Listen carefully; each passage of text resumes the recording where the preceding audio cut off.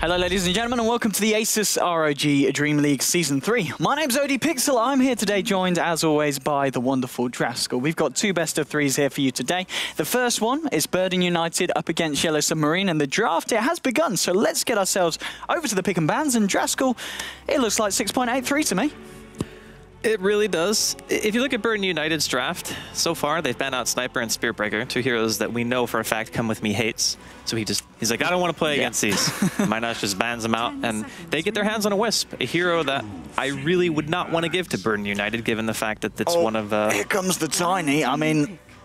It could be Tiny because they already banned out Troll, so Sing's not going to get to play as Troll Warlord for once. Sing Tiny, I'd be surprised. Unless they want to play the Sing PL, of course, as we were saying, normally gets banned out against them. This time they've not banned that out, Yellow Submarine, so I'd be very surprised. But they have prepared very well for it by taking Shadow Fiend and Axe. Both heroes are great against PL, at least at clearing illusions and having a hero who can guaranteed get initiation. If you blink and you call on top of the PL, and the Shadow Fiend even has like a dagger to follow up, it could just be a guaranteed kill. Well, there we go. But they go with the Tiny anyway. They go with the Tiny. If you let them have IO Tiny, they're going to take it, especially with the first pick IO. So now Yellow Submarine in a little bit of a bad place. We saw the power of Sing Tiny. I can't remember who were they playing against. They went the old IO Tiny mid and absolutely destroyed. They went Blink, phase Blink on the Tiny, and he just like smashed the Troll like super hard. I don't remember what team they were playing against when they did that, but it was so one-sided that I think the game ended in roughly 21 to 25 minutes. It was a quick game. It was a very, very quick game. We'll see if they're able to do the same thing here. So looking at the rest of the bans, we have the Tree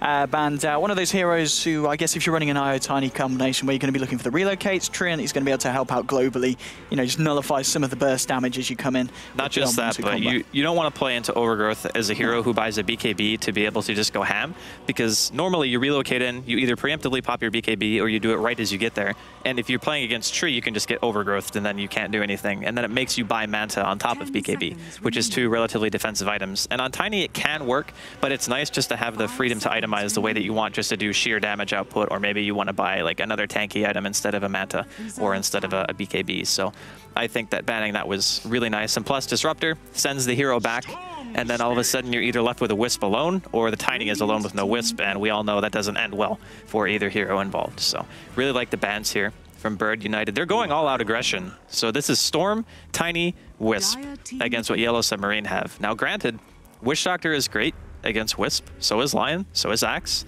They have a lot of ways to counter the relocate initiation. Just going to be down to if Bird United can find the openings they're looking for and how well the laning phase goes for them. Because right now, I think that Yellow Submarine, after seeing a Wisp, you kind of have to assume it's going to be a dual lane mid.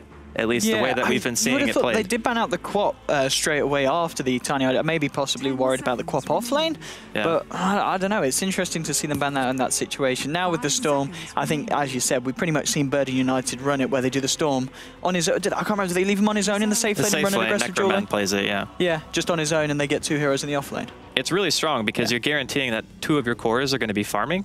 If they put the Shadow Fiend mid with another hero, it's going to be, I think, probably slightly favored for the SF +1 lane, just because Wisp can't harass on his own, and if it's a Tiny, then he's obviously melee. Even though he'll have a lot of mana, I don't really think he's going to be totally free farming, but we'll see how they want to cope with that. As it stands right now, they could put Axe in the off lane, or they could go a little bit greedier, pick another core, or an off lane rather, and then try to have like a safe lane farmer, but I feel like it's just going to be off lane Axe. It certainly seems to feel like that's so far in the draft. And now with the final ban, what are Burden United missing? Who do they normally like to run with the Venge in this kind of draft? I'm trying to think back what kind of heroes we could expect to see from them. I mean, we know that, of course, Paris does play a very good Clockwork if they wanted to put Venge in the safe lane with Storm. Clock is amazing against some of these heroes. For instance, if you catch the Witch Doctor, and you already have such great reach. So you have a Storm who can catch him, you can relocate on him, and you have a Hook on top of that. And Hook also goes through BKBs, so you can just stun him even if he has BKB and his ulti out. I'm not even expecting him to get that level of farm just because of the kind of drafts that Burden United have. I mean, you don't want to let Shadow Fiend free farm, and you kind of want to fight with the heroes that Burden United have. And since they have Venge and Tiny, the late game scaling is ridiculous. Tiny is almost all base damage, right? So if you have your Vengeance Aura on top of that, you're looking with a decent inventory like 400 or 500 damage a hit. And that's with Aghanims as well. So you're going to not only lose buildings fast, but he doesn't really care about BKB buyers during the late game. I mean, if you are the Yellow Submarine and you're anticipating this IO Tiny mid, what do you do about that? Do you just send the Shadow Fiend on his own, or do you think ideally you do really need to be sending someone else into that dual lane? Well, you could put Shadow Fiend in the safe lane and then put Axe off lane, have a support bottom, and then pick another hero who maybe could farm mid. It could be any hero that's ranged, honestly, because if you put Witch Doctor plus another range, it's really easy. But no, they're going to go super greed. All right, so they're just going to pick up an AM. They're just assuming that their off lane isn't going to be heavily contested. So they take out Juggernaut on the side of Burden United because Juggernaut Omni is a great way of dealing with the relocate again. And if you get lucky bounces, you can just straight up kill the Wisp, which is really nice. So they take that out. And AM is nice against the Storm during the late game, but he's one of those heroes that if Burden United gets ahead, he's not going to be able to contribute to team fights. Like he's going to be like, oh crap, I can't fight because, you know, I'm against a Wisp Tiny, a Storm who can initiate Avenge Stun, minus armor on top of that. So Burden United could still potentially go for the clock, but I don't feel like it's as good as it was before. Like against a Blinking Core, okay, they are still going to get it, but AM doesn't really care about clock at all. I think this is solely just an answer to heroes like Lion and Witch Doctor, having that offlaner who can secure your solo kills for you. Indeed, certainly seems to be that way. And talking about the anti-mage, you picked it up against a Tiny and an IO. I'd imagine Burden United, they're going to look to get some very aggressive warding down into the enemy jungle. And then it's going to be very hard for anti-mage to have that period where he just farms. Because I imagine Burden United, with the Storm, Clock, Tiny and IO combo, that's a lot of gank-heavy heroes that are going to be looking to shut down the AM early on. That's the problem that the supports are going to have, is you have a Witch Doctor and a Lion. Once Sakshka hits 6, it's a free kill if you get hookshot and there's not somebody else around. And that's the biggest problem with doing a 2-2-1 against clock. If you want that Shadow Fiend to be safe, you put another hero mid and you let him get his souls up and then you stack for him and he raises to get like the EXP deficit that he will have had from having to dual lane mid, and he can recover nicely that way. But we'll see how they choose to do this. If they put both supports bottom, they can shut down Sakshka's early game and make sure that the AM in a 1v1, if he has like Tread's Ring of Health, for example, and he's got a couple points into mana break, you can deal with the clock on your own because you just blink in and you mana burn him, and then he can't cog you and be annoying. And in that sense, if you get ahead, you can stay ahead. But during the early game, it could be a bit harder. And as it looks right now, he's not even close to bottom. He's actually top. So we'll see if they want to just go to the safe lane of Burden United. It's a little bit interesting. We're into the game there. Let's introduce the teams. It's Burden United, of course, up against Yellow Submarine. On the side of the dial, we've got Paris on that off-lane Clockwork. Over in the safe lane tri-lane, we're going to have Come With Me on the support Vengeful Spirit. It will be Necroman on that safe lane Storm. And, of course, Minus on the IO and Sing Sing on the Tiny in the mid lane. And I'm here with Draskell. And Draskell, what's going on the Radiant? And what are we seeing in terms of lanes? All right, so we got this AM. He's going to be played by Miposhka. He's going to be up towards this top lane. Next up, we're going to have Shadow Fiend. He's going to be played by Barash. And it looks like right now he's actually going to be solo. Towards the bottom, near the rune spot first, we got PSM. Saw him stand in the other day. He's going to be playing on that Witch Doctor. We got Fervian. He's playing on the Lion. And then finally, we're going to have Dale. He's playing on the Axe. Okay, so do you imagine, are they going to leave it like this so the AM's on his own? Or will they rotate the supports up to the top lane? Well, it could be a different lane anticipation from the side of Yellow Submarine. They could be thinking that, for example, Burden United could be sending more than one person to the off lane, and that way you can. And we've also seen Axe versus Clockwork a lot here at the ASUS ROG Dream League, and it's a matchup that the Axe feels relatively comfortable with, and it's worked out very well in a lot of cases. So it is going to be the dual lane mid from both sides. We kind of expected this, at least from the get-go, because if the Shadow Fiend gets ahead in souls, then he can just freely farm. There's no way that these heroes are ever going to be able to deal with him at all. And a Witch Doctor is amazing lane harass. Wisp doesn't have any base armor whatsoever, hits for 47 damage. Witch Doctor hits for almost 60. So the damage discrepancy is huge. PSM has 1 armor, Wisp has 0. Pretty easy lane for Yellow Submarine early on. Right, we'll see if they're able to make the most of that situation. And yes, obviously putting the anti-mage top, you're trying to avoid kind of the confrontation with the Clockwork. In terms of lane, he's having to deal with a Vengeful Spirit and a Storm. I mean, as a pair, they shouldn't be able to catch him out, should they? The AM will be fine. He won't die. He's obviously not going to get a lot of farm, but what I assume is going to happen is Dale's going to farm until he has his Tranquil's Blink, and then he's going to start rotating, and they'll just let the AM take up the bottom lane farm while the Axe and the other heroes in the team are creating space. It could work really well, or it could backfire if the middle lane goes badly for the side of Yellow Submarine. If anybody dies on that side of the lane and the Tiny gets over-leveled, both these heroes become food, and then what happens is the AM doesn't have any space because this Axe might be forced to do something a little bit earlier. And the AM will literally do nothing for like 20 minutes in this game.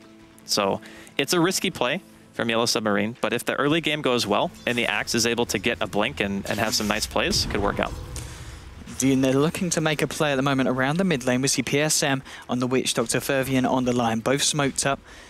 Just checking to see if the IO does head for that 2-minute rune. And, well, of course, Minut's with the bottle. Only one charge. May look to do so indeed. Witch Doctor takes it.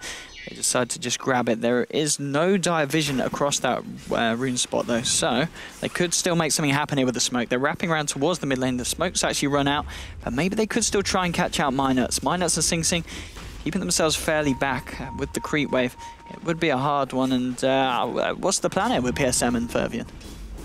I think finding any kill is going to be nice for them, just in the sense that, again, if they can have middle lane go well, an under-leveled Tiny versus a Shadow Fiend who's going to be able to freely farm. If the SF goes mech, for example, is bottom lane, we're going to see a little bit of an engagement here. Yeah, Dale having a little bit of fun as Minuts comes in with the haste rune, and Paris trying to get some damage down with the assault. But Axe is going to be fine, and Io's not going to be able to make anything happen this time. Mid lane, though, Sing Sing. This could very well be first blood. They've got the Hex. In comes the raised burst damage, and there we go. First blood. You talked about it, Draskell. And that does go to the Shadow Fiend as well, that gold. It's a cool part about having your Axe versus Clock matchup is the Axe doesn't need help. A lot of melee heroes, AM for example, again, if he doesn't get ahead in the laning phase, he could just suffer. But if you put the Axe in the safe lane, the Clockwork has no real place to go, and that leaves both of your supports free to roam on whatever lane they need to.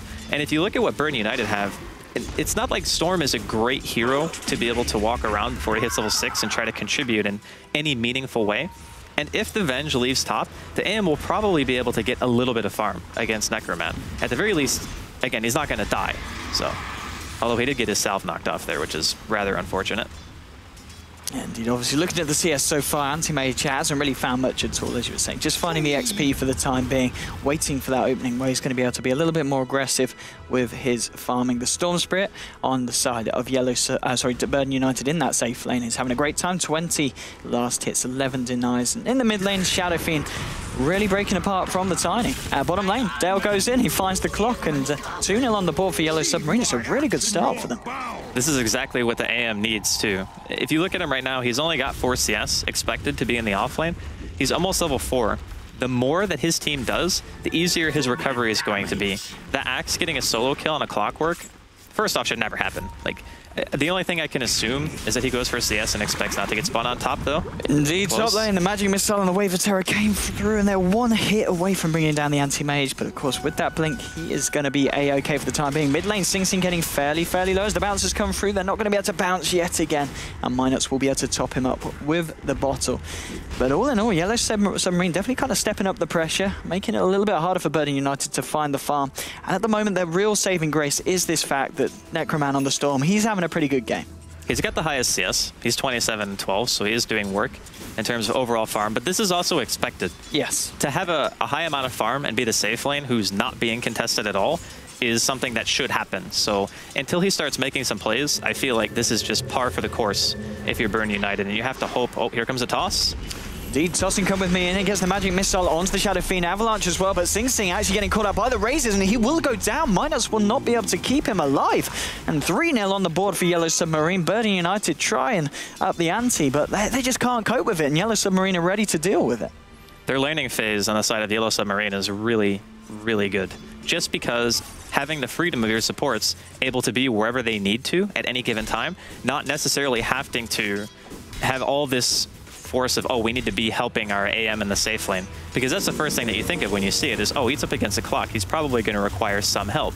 And that means that your middle lane all of a sudden is almost lost because it's going to be an SF and a 1v2 if you want to try to effectively zone the clock. But if you just sacrifice the fact that he's going to get level 6 or 7 on Sakshka, and you just let the Axe free farm against him, and to Dale's credit, he also got a kill, so he's doing fantastic. It just means that your Lion and your Witch Doctor get to go ham all over the map. Absolutely, Axe is about 1,300 towards that Blink Dagger. There was a TP in from IO to the bottom lane. We also see Tiny heads down for the rune. He's going to head back to mid lane. It's just going to be Clock and the IO going for this one. They get the slow. Dale with the Berserker's Call, trying to nullify the right clicks coming through from both of them. There's your hook shot, holding him in place into the cogs as well. Dale, he's fairly tanky. I don't think he's going to be able to get out of this, though. He pops the charges. Is it going to be enough? He's running away. He might just make it. Paris trying to chase him down with the boosted move speed, going straight into the tower now, and he calls Paris, making sure that the right click damage is not enough. Dale's still alive. The spirits do finally finish him off, but it looks like Paris will pay with his life under that one. They do bring down the Axe on the road to the Blink, but they lose a life. And they lose their stacks inside of the woods. It was very nice of Burn United to stack for the Shadow Fiend, though. I'll give them that. That is actually so bad for them. Because not only did they dive, commit 2 heroes, they end up losing one of the cores, I guess, or the offlaner who was down there in the first place, and Necroman's not going to get spotted out because it's nighttime. Yeah. So, yeah, night vision saving Necroman's life there. Absolutely, he was very low on mana. Top lane, though, Come With Me needs to be careful. There's 4 heroes on the side of Yellow Submarine around in this area. And we see that very nice ward from Yellow Submarine behind the tier 1, so they know that no one else is coming in to help. So they're ready with the wraparound. They know that Venge is on her own. The right click's coming through from PSM. Are we going to see any kind of diving yet? Shadow Fiend, he's coming past the tower. The body blocks here by the Witch Doctor, very nice. Waiting for the creep wave to come in, so there's bounces. No, he just goes for it straight away because the raises are enough. And that's another kill on the board for Yellow Submarine. 5-1, and they should be able to get the tier 1 here on the top lane as well. Crazy good early game coming out from Yellow Submarine. We can't count out Burn United, though. They have Storm, and they have Wisp, Tiny, and a Clockwork. It's only going to take 1 or 2 good engagements on their side to be able to pull themselves back into the game. The only problem with that is with their lineup, they should be ahead, but here we go. Yeah, indeed, zipping straight in onto Barash. We're going to see TPs coming in as well. They've already brought down the Shadow Fiend. This is a very good fight for Burn United. Line's very low. The Voodoo Restoration, not enough to keep him alive. Miposhka trying to man fight up a little bit, but in comes Paris from the backside of the fight, and he brings the 2 of them down. Double kill for the Clockwork. That is what Burn United needed, bringing themselves onto the board. 5-5 now. Huge gold swing, and a nice little bit of XP there going to the side of the Dire. Well, Burn United, they're back in the game now. It's pretty much all you need is 1 or 2 good fights, and you don't need a ton of items on Tiny early against a Witch Doctor, a Shadow Fiend, and a Lion, solely because they just can't survive your combo. So Sting decides to go for his Blink Dagger build after the phase, which he showed that he likes to do before, and he starts finding these solo pickoffs, or he even has the Wisp relocate him around. It's going to be very difficult for Yellow Submarines to find that space. And we mentioned it earlier during the draft, too. It's kind of heavily reliant on if this Axe can go for Blink. Well, right now, he bought a Ring of Health. Yeah, what's up with that? If he goes for Vanguard, I don't think that choice is great because he needs to start being active. If you have such a good early game, you got 2 kills, you got 50 CS at 9 minutes or close to. Okay, Sting running out of here will be okay. Pop the Death Ward down, but they can't. Oh, he actually got relocated. If they notice this, they could just go for a kill. Witch Doctor is going to have cast by the time they come back.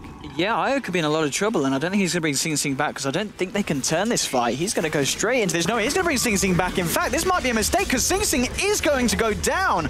My nuts there. Why did he bring Sing back? A miscommunication by the team.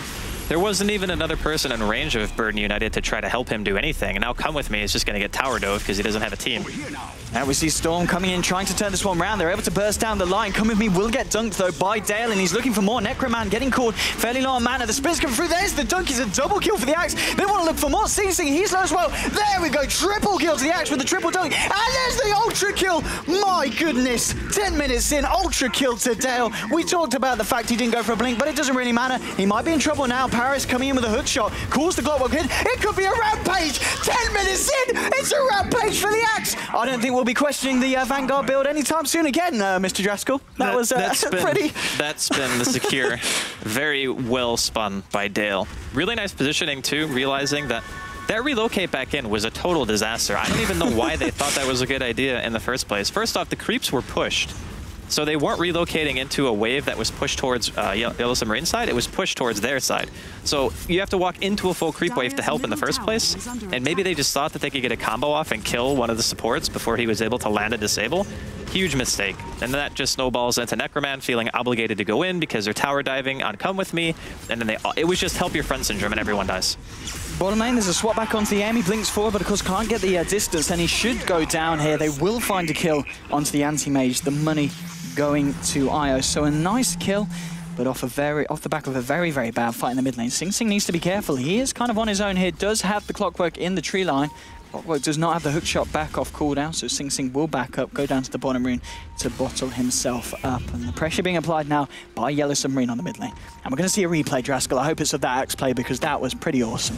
Oh, this is already the point where they realize that Come With Me was getting dove, and they have a TP reaction, and Sing even buys back for this team fight. They stun him under the tower, and this Axe is incredibly tanky. You're right, the Vanguard keeping him alive in this situation, but it's good to know that you have this type of potential play when you build the tanky build, and it's really easy to justify, oh yeah, well I can just run in and tank the tower, no big deal. And you can see Sakshka coming in here. He's like, I got him, team. I got, okay, I don't got. Because he spun twice in that cog. And I'm just saying, that was pretty lucky. He should have died there, but he was the spin lord. All skill, Draskell, all skill. In the jungle now, we see 3 heroes of Burden United, maybe looking to wrap round towards the mid lane. But at the same time, all the heroes in the mid lane, Yellow Submarine heading towards top. Come with me. He's on his own again in the top lane, looking for some levels. Minus and Sing Sing looking to try and steal some of the jungle camps from this side of the Radiant, but it's not going to be as tasty as those that Yellow Submarine did find from the Dire jungle with all those stacks that have been created.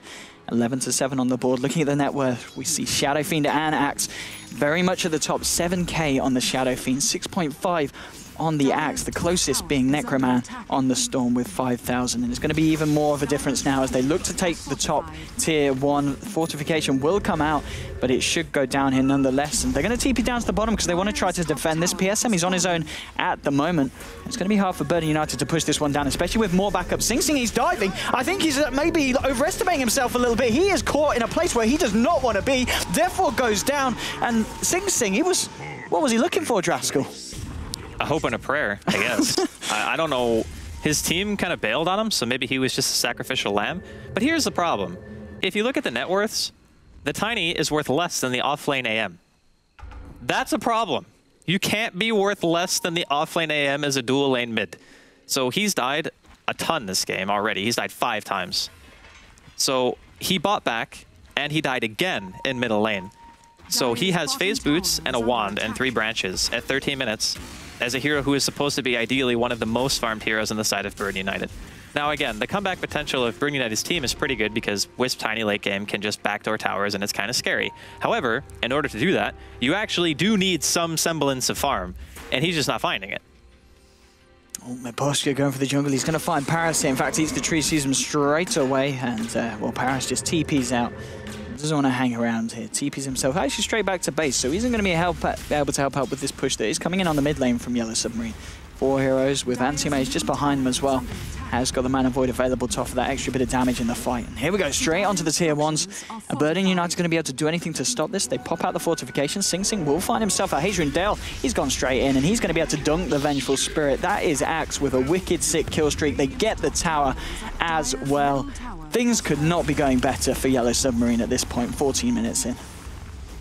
Well, said that AM needed space, and he's going to have it. There's going to be another teleport here top lane. Ooh, cancels the call. Should be able to chase down Minuts though. Oh, the tether is there, going towards the Storm. Storm gets himself out there. There's another blink and call available from Dale. He might be able to stop Aya, but Aya behind the tree. Using the tree very, very nicely. He was short on mana. He didn't have stick up either until he was already gone. Paris is a little bit dead.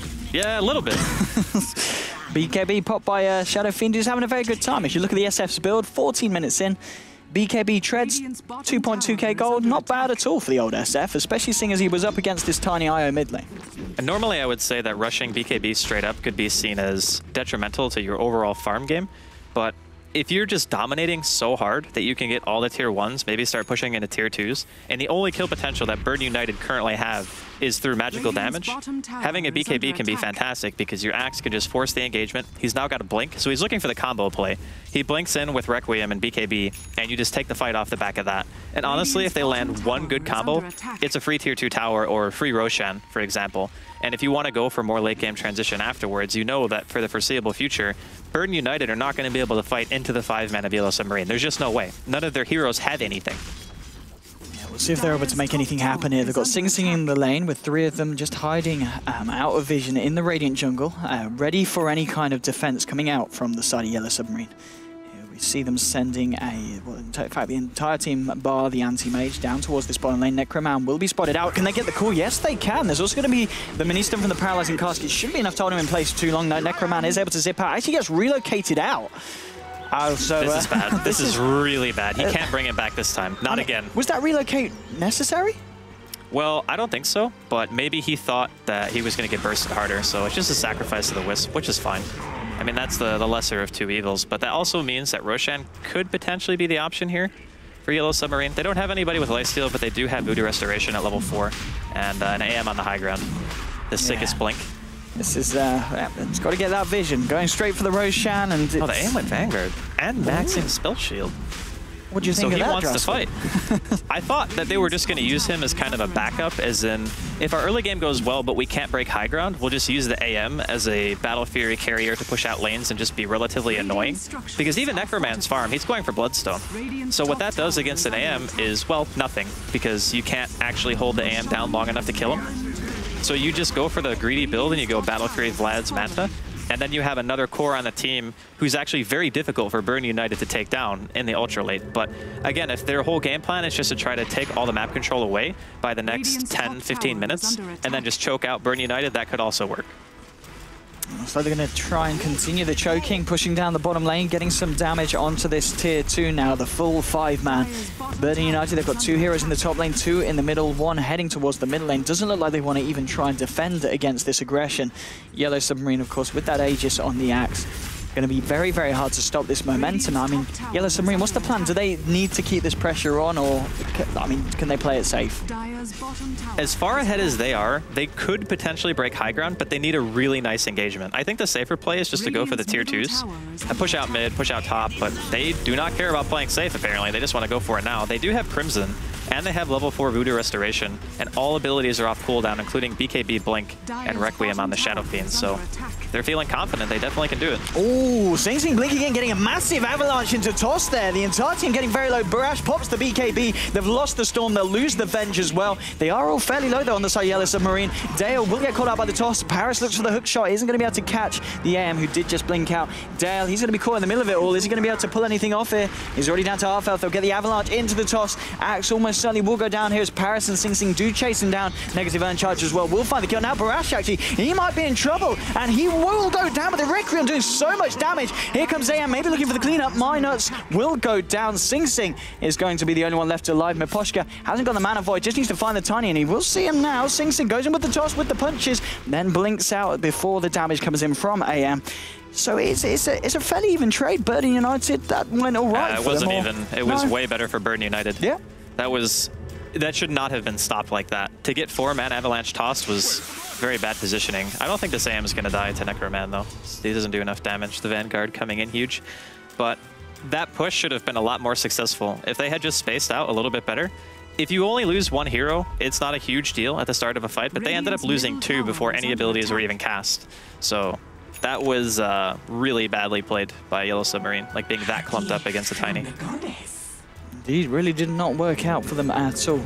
And seeing them regroup towards the mid lane, all 5 of them, they're going to smoke up, in fact, without the SF, maybe looking to use him as bait. He's going to head to the jungle and look to just farm up as the rest of them ready to go aggressive. Anti-Mage actually breaks the smoke there to start farming the creep wave. Fervian, Dale, they're going to be heading towards the top lane, where at the moment we see Vengeful Spirit and Storm. Are they going to be able to find anything? Looks like they just want to hang around under the cover of smoke to look for the 20-minute rune. Now, here we go. Dale, he's ready to go on the aggressive. They don't know that anyone's here for sure. And if they go that way, well, they would have the smoke dispelled. They're going to go around the other way, look around the jungle, see if they can find anyone in this situation. Maybe wrap around towards mid, where we do see the Clockwork on his own at the moment. But there we go. They're going to finally find Come With Me. Come With Me could be in a lot of trouble. Finger, there's the blink. There's the straight-up dunk, actually. Isn't going to do the job, but the right clicks and the Battle Hunger should tick down Come With Me, and he will go down. Hookshot from Paris, catching out Miposhka and Fervian with the cogs as well. Barash and Dale, though, for the side of Yellow Submarine, trying to clean up. Paris will find the kill onto Lion. Dale, he's going up against Sing Sing, and with the Death Ward as well. Sing Sing taking a lot of damage. Blink 4 by Barash. Toss from Sing Sing, but he will go down to the final punch there from the Shadow Fiend. And a couple of kills there for Yellow Submarine. They do only lose the Lion. It was kind of sloppy at the start there, but they ended up getting a couple of kills out of it. They get the core. Tiny, again, what's that, death number 6 for Sing?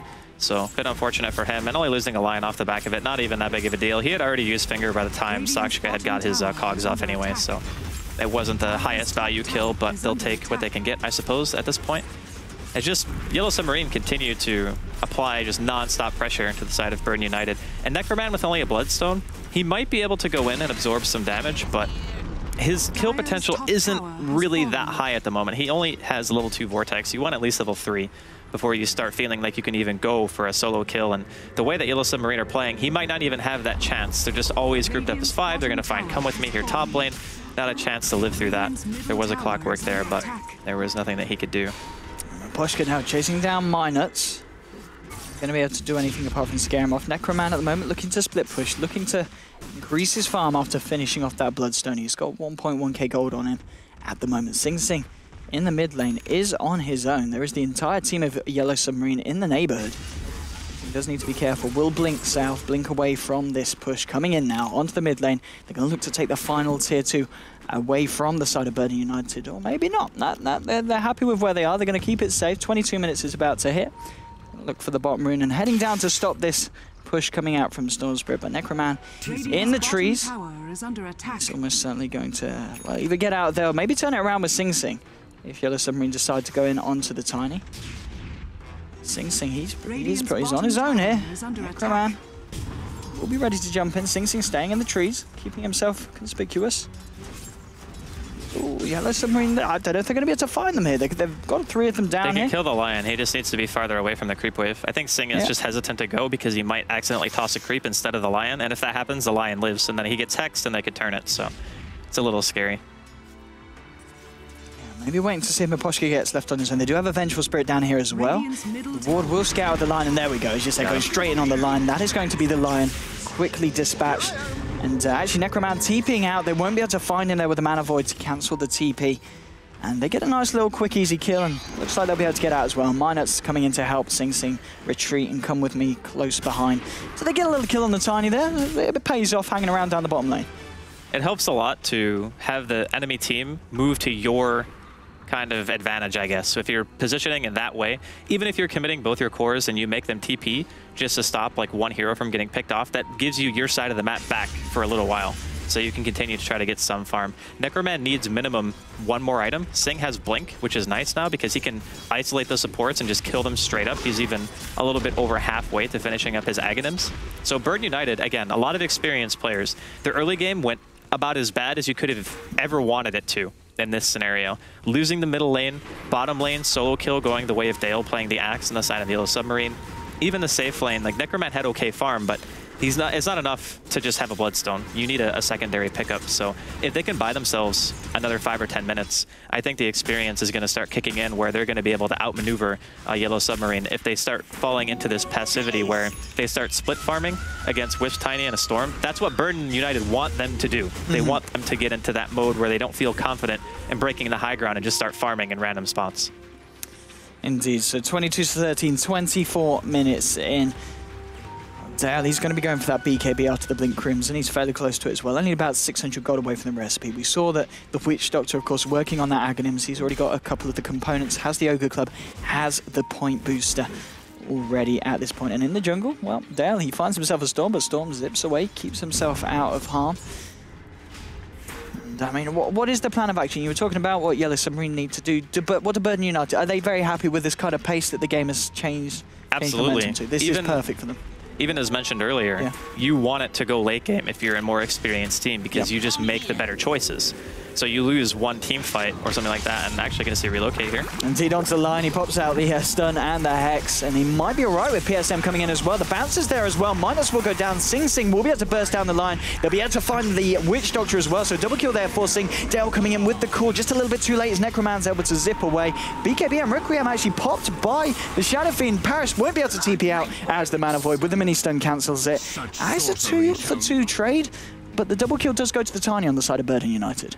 Quick reaction from Yellow Submarine to get everyone there. Unfortunately, Dale's call missed. If they had gotten Necroman, it would have been a clear win, even if they kill Sakshka on the side of Burden United. So still slightly better for Yellow Submarine just because they committed a relocate. Everyone pretty much on the side of Burden United were there, and so were Yellow Submarine, and they only lost 2. So I think that's fine, but in the sense that, again, delaying the game, I think is in favor of the team with more experience. That Burden United could potentially be happy with that. If the Tiny gets an Aghanims, for example, and he gets another attack speed item for if he wants to go AC or if he wants to go Manta in this game, he's almost got his, or he does have his Aghanims finished, excuse me. Yeah, he's got it on the courier, thank you, Webboss. But once he gets another item on top of that, you start having the threat of towers just getting backdoored. Like the mid-tier 1 is still alive. And if Yellow Submarine continue this 5-man style, a farmed Tiny can completely dismantle your base if you're not paying attention. So it needs to become more and more of an urgency to say, okay, we had a really great early game. We lost a high ground fight, which I still feel would be the main turning point in the game. even if they exchange evenly, they ended up losing one more hero because of Aegis on the side of Yellow Submarine. And that push should have Raxed. Like, if they played it well, it should have just been a Rax down. And if that happens, the game dynamic is totally different at this point. So I feel Burden United kind of got away pretty nicely, considering how poorly the early game went.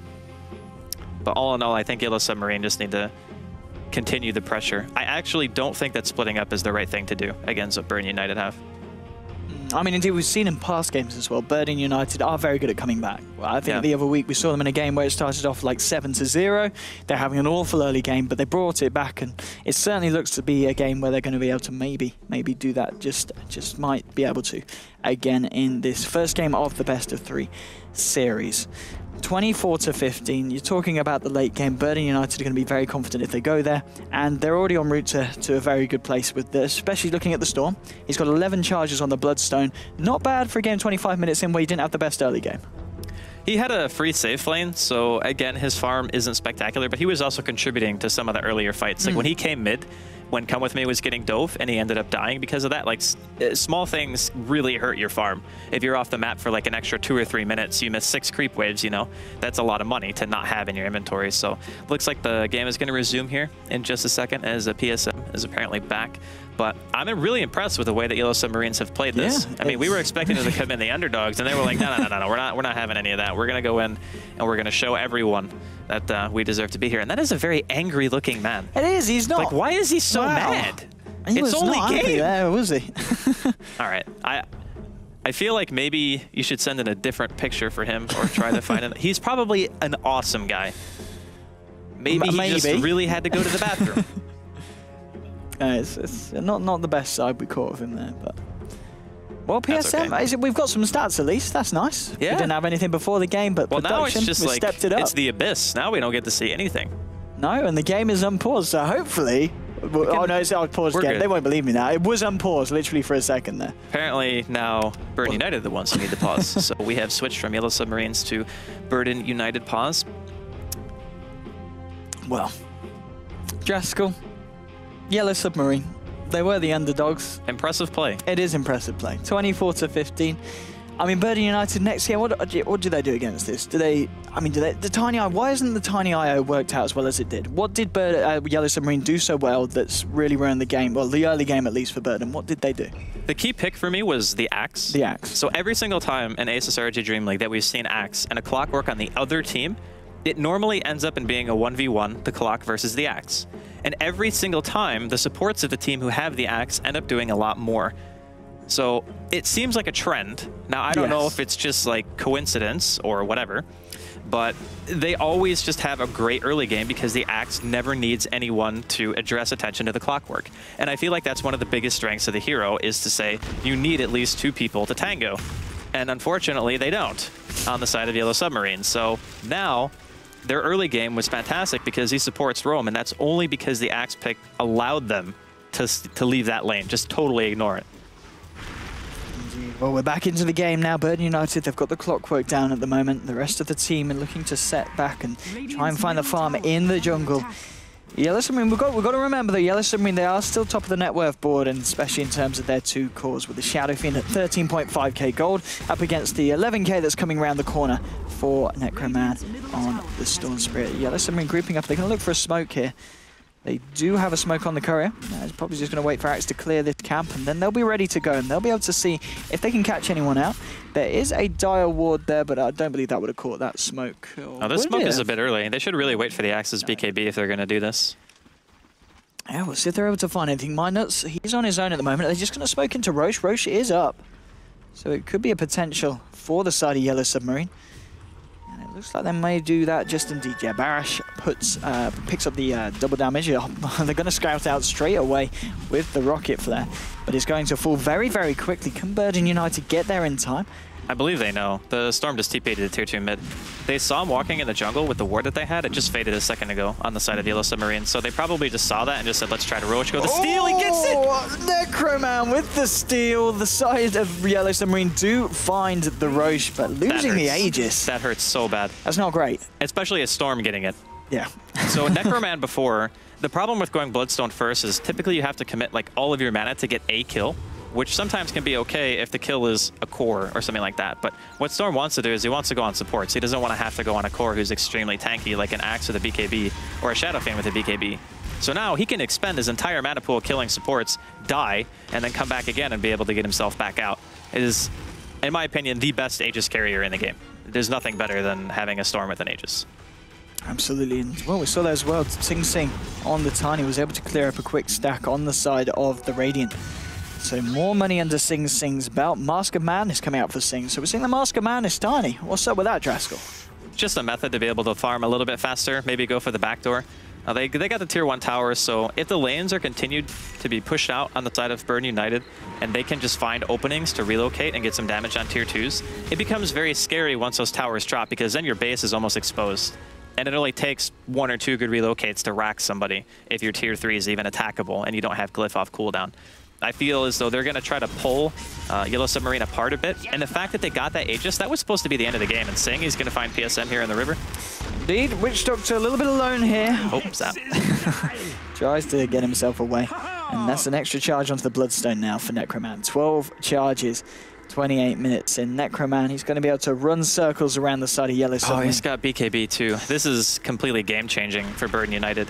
Having BKB Bloodstone on the Storm and Aegis, they want to fight now. It's no longer, we're going to try to pull you apart a bit. They can still play that style if they end up losing an engagement, which leaves them a little bit of leeway. But this AM, like the items that he's gone for, it's a complete battle build. He doesn't have Battle Fury. He can't push out the waves. He's got Manta, Vlad's, and a Vanguard. So he is very capable at fighting, but he's not capable at split pushing. So you've left yourself only really 2 heroes that can push out lanes, and you don't want to be isolated against what Burden United have. For example, if the AM was by himself and he had Battle Fury Manta instead of like Vanguard, he would be able to get away from the gank unless Necroman had like a Hex, which he doesn't. And he would be able to push the lanes out. And that leaves another person on the map that you can't deal with if you're Burden United without committing a lot. And you kind of want that if you're going later and later into the game. Talk about committing a lot. We actually saw there as well. Sing Sing with Minuts going in with a few punches on the tower, instantly forces 4 teleports in from the side of Yellow Submarine. Dale's going to be able to clean up the creep wave here. But that's forcing a big reaction from the side of Yellow Submarine. It's certainly slowing them down in terms of farm, especially when you look at the fact that Burden United, they've got the clock on the top lane, finding his items, and we're starting to see the team net worth really take a swing, favouring the side of Burden United, and also the XP gained as well. And that's your Axe now on the clock. 30 minutes in, not the best of timing, but it's a big pickup again on top of the 4 staff and the treads. Being able to continually chase down. If the Clockwork lives through his initiation, having the potential to get maybe 1 or 2 extra kills can be fantastic, just to snowball your team a little bit harder.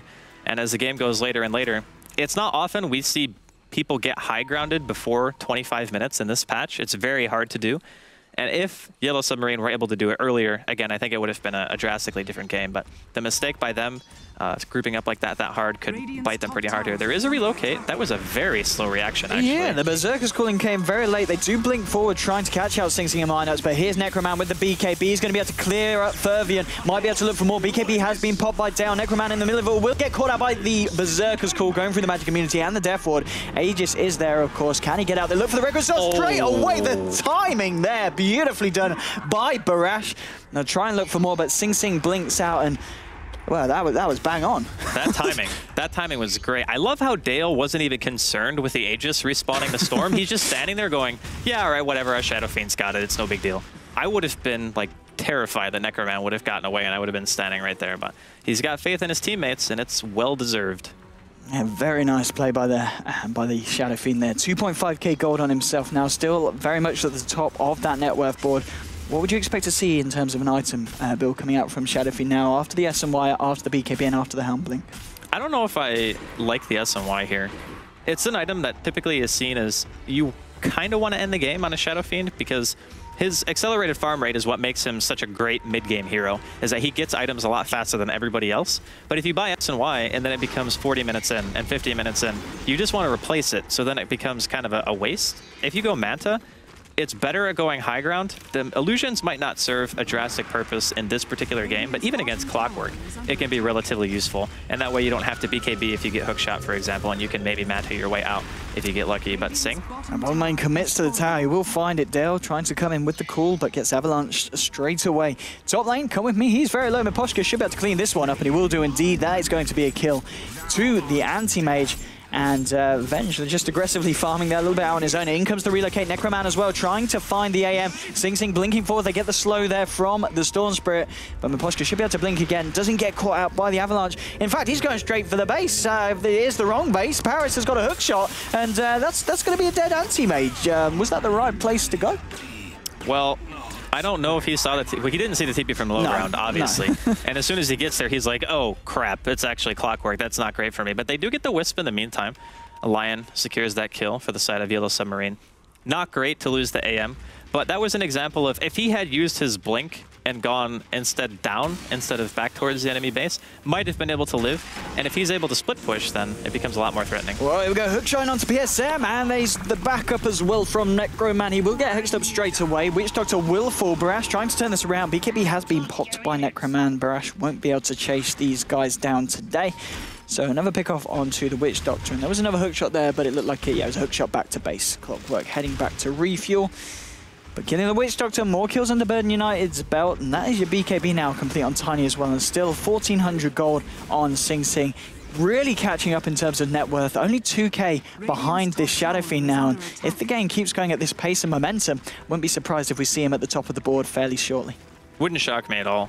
A lot of the time, Yellow Submarine are trying to focus on fighting and farming, where Burden United, they're just using the map more effectively at this point. No one on the side of Yellow Submarine dares cross the river after seeing what happened to the AM. He's probably the hardest hero on the team to kill who can't just BKB and try to teleport out, which can still be cancelled by a well-timed toss or a hookshot. So even if you have BKB, you can't feel 100% safe in your split push.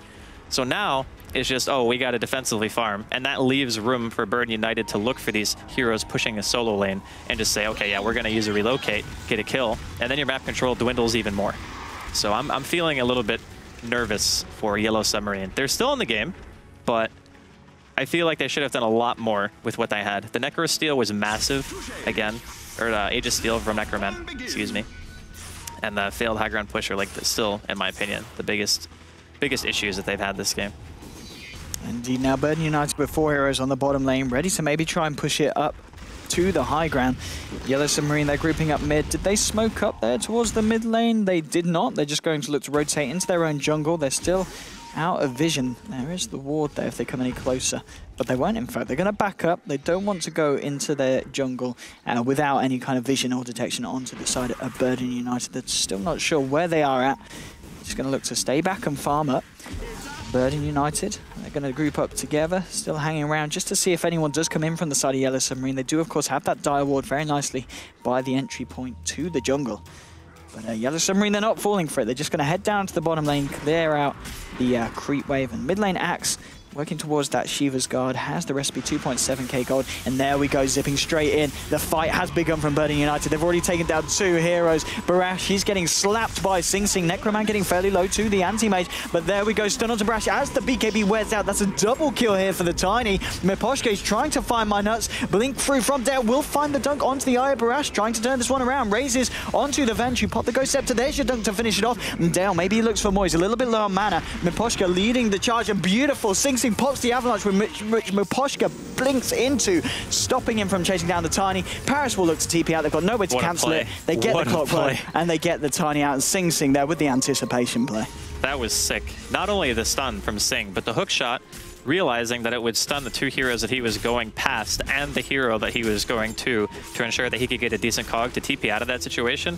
That was actually crazy good coming out from Sakshka. Very well played. They might have ended up killing him or maybe Sing if he hadn't done that. Hard to say, but again, they commit buyback to that, so Barash bought out to try to defend. They end up losing the Storm on the side of Burden United, the Wisp, and the Venge, so it wasn't a total disaster. But you can see the difference in play style after 20 minutes in. Absolutely. When Yellow Submarine had basically dominated the early game and the beginning of the mid game, and then one messed up push and a Roshan, and all of a sudden, it's like, how do we go? How do we fight anymore?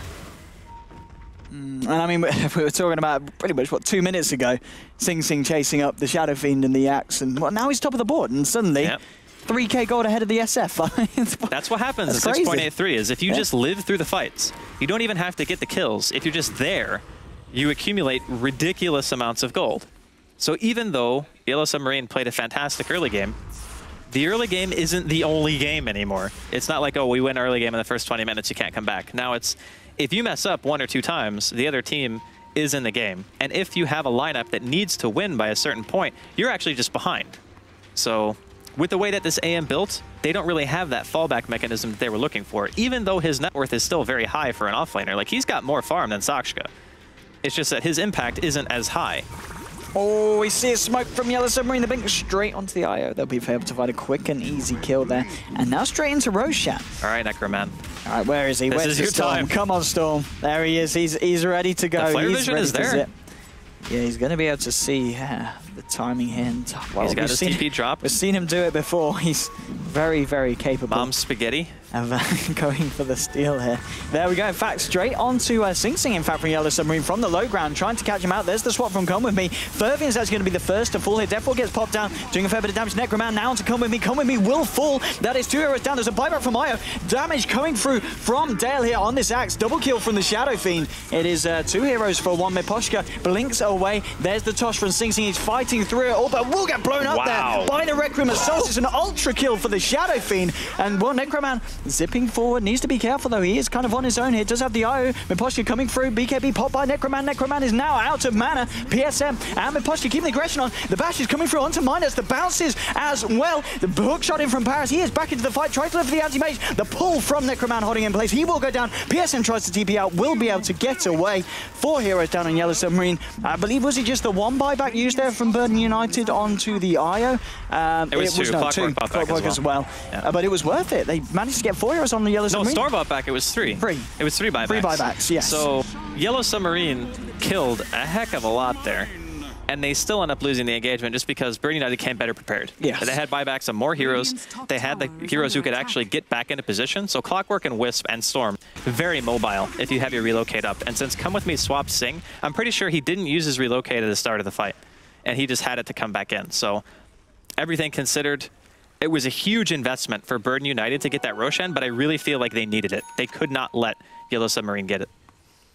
Yeah, absolutely. Getting the Roche pickup is certainly very, very nice for the team at the moment. And we see Bleach Doctor did manage to complete the Aghanims, so I believe that was almost certainly active in that last fight, unless he's just gone and picked that one up. Come With Me in the jungle looking to get some warding down, perhaps. He needs to be careful, though, because there's a fair few heroes. He gets the ward out, but blink straight through from Fervian. This could be I think he pays with his life, or maybe not. In comes the relocate. There we go. Here comes the 8 team. Dale with a dunk straight onto the bench, tossing them through. The Sing Sing clears them up with a double kill. It might be more. Dale puts the BKB and the Shiva's guard, but he's caught in the cogs between 3 of them. Necroman coming in as well. Axe will fall. 3 heroes down. Maybe Miposhka as well. In comes the Orchid from Necroman, zipping through, pulling him in. Miposhka getting low. Will be able to man start it off, and with the Mana Void, it's very, very big. But Storm with the Aegis, he's going to be back for round 2. Sing Sing heads back. There's going to be the blink out from the anti-mage. Paris pops the cheese, has the hook shot, looking to find an initiation onto the Shadow Fiend, who's getting caught out by the Necroman. There's your hook shot. Shadow Fiend will fall as well. 4 heroes down on the side of Yellow Submarine. Only buyback available on Axe, and what a fight there for Burden. That was such a nice toss by Sing, throwing him inside of the cogs that Saksha had laid down. 3 people just getting cleaved to death by Mask of Madness, BKB overcharge Tiny. There's not many more things in Dota that are more terrifying than being stuck in that situation. I really just... Not at all. It's impressive to watch a team who has such an awful early game. Like, let's be totally honest. It was bad for Burden United. They were getting stomped almost in every single lane. They were getting pushed high ground at like 20 minutes in, and it was very real possibility that Yellow Submarine could have racked them at that point in the game with what they had. And we're going to see another hook here. Going straight in and onto the anti-mage and the Axe. So it does force the BKB out. Sing Sing is there as well, ready to try and clean up. Dale gets the call onto Minuts. Minuts will go down. That's the IO out of this fight. Necroman, he's a little bit low on mana. He has got to the BKB charge, helping him out. Will get himself away from the engagement. Sing Sing, he's manning up. They're trying to go on Dale, but the Voodoo Restoration from BSM is certainly helping this Axe out, as Axe will be able to retreat and needs to get back in range of the heal, but he doesn't. The Rocket Flare comes through, cleans him up. Sing Sing finds the kill onto the Witch Doctor. There's your hook shot into Miposhka, and Miposhka is dead. Triple kill there for Paris on the Clockwork. Sing Sing now on a killing spree. It's suddenly all falling apart for the side of Yellow Submarine. You could say it's a disaster. It is like, it's actually a disaster. Oh, I wondered if that was a pun, Draskell.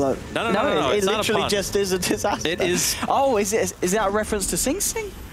Well, it's a lot of people have said it in some comical way at some point. Talking about comical way, Barash, what was that? Requiem of Soul onto nothing. Sing Sing comes in with the slaps, want to try and punish him. The lifesteal from Barash helping a little bit out, but there's the magic missile and the slap. Sing Sing is now dominating. 3 heroes down at the moment on the side of Yellow Submarine. Burden United 35-38, bringing themselves back into the game. Look at the net worth, 23,000 on this tiny, 18,000 on the Shadow Fiend. Oh, hello Pervian, he wants to try and have a little fight onto Sing Sing with the...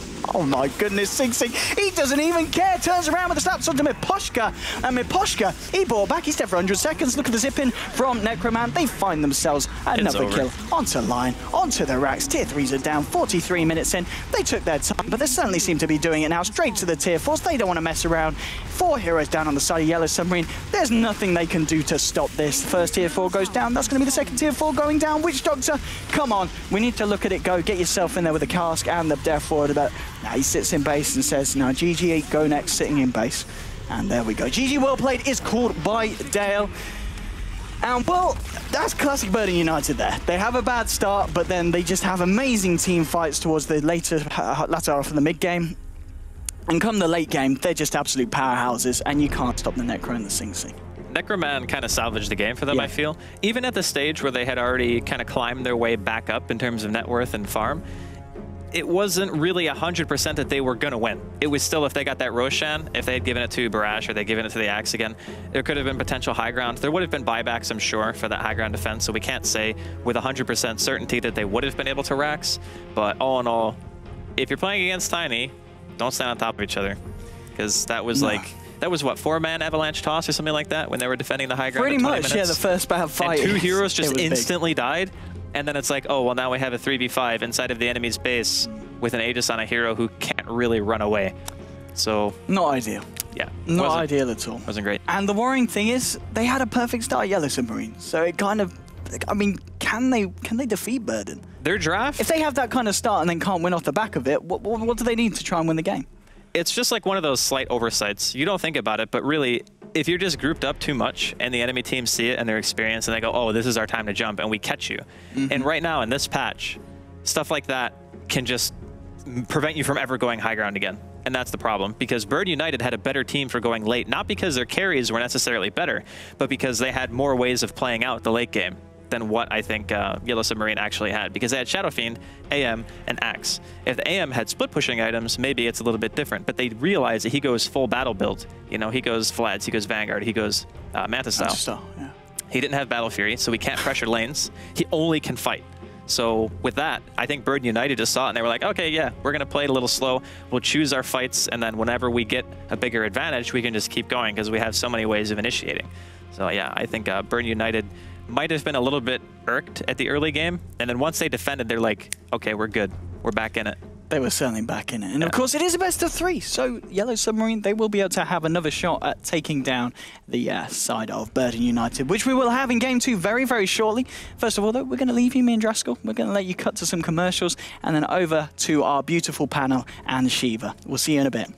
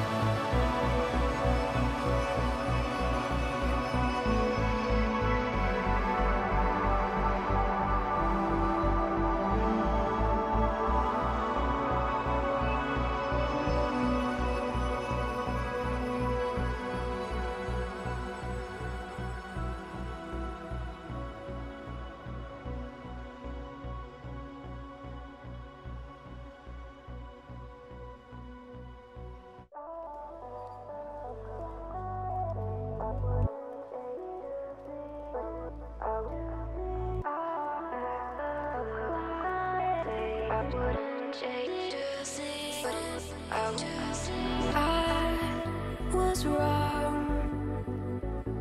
It creeps on back to color glass, to color glass. I'll paint out the sun again to say I wouldn't change a thing. I wouldn't change a thing.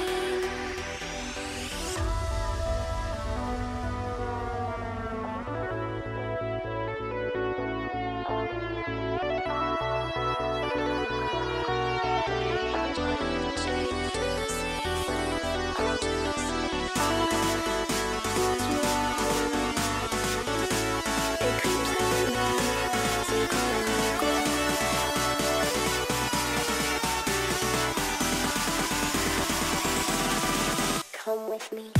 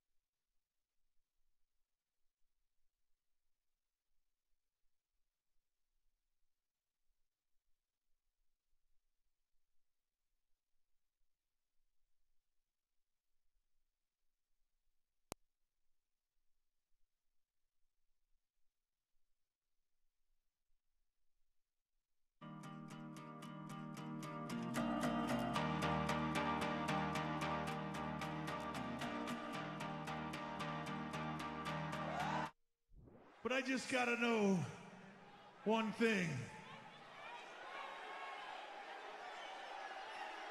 Are you ready?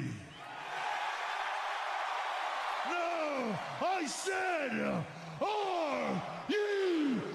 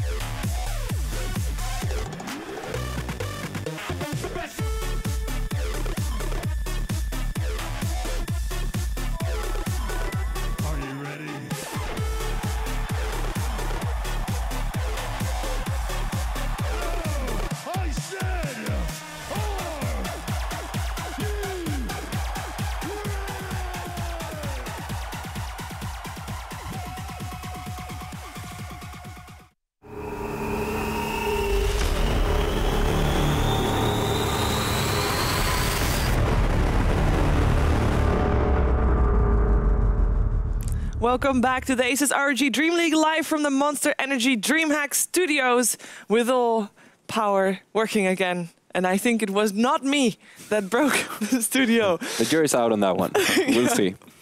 It can happen. I have magical powers. Sometimes when I sneeze, every twitch goes out. It happened. It was very, very weirdly timed, but it happened.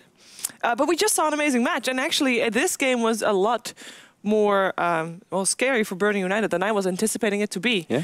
And that was, I mean, I was not expecting that. What went wrong? AGM, what went wrong for Burning United at the start of the game? The start was so messy for the Tiny Wisp. Like everything went wrong. Like from the early game, they died twice, I think, on the Tiny. And after that, they came into the jungle and cleared their stacks. So they got, like, Tiny was at the bottom of the network. So it was like the worst start ever for them. I mean, I was surprised we had a 10-minute rampage happening for Axe. What's your thoughts on the game, Bogdan? That was insane. No, I mean, I also think that it's... I was surprised by how well Yellow Submarine were coming off, and I think that, I mean, if they were more experienced, I think they would have won this game coming up from that start. Yeah. And I think that they had the potential too, but like EGM was discussing before the games, like when you play more... You want to more experienced teams, then you want to take it late game because then you're bound to make better decision making. And I think this is clearly what happened in this game. Yeah, we do actually have a clip selected for you that actually, with a fight that stood out. There were a lot of fights this game, but one actually stood out. So we are going to the drawing board.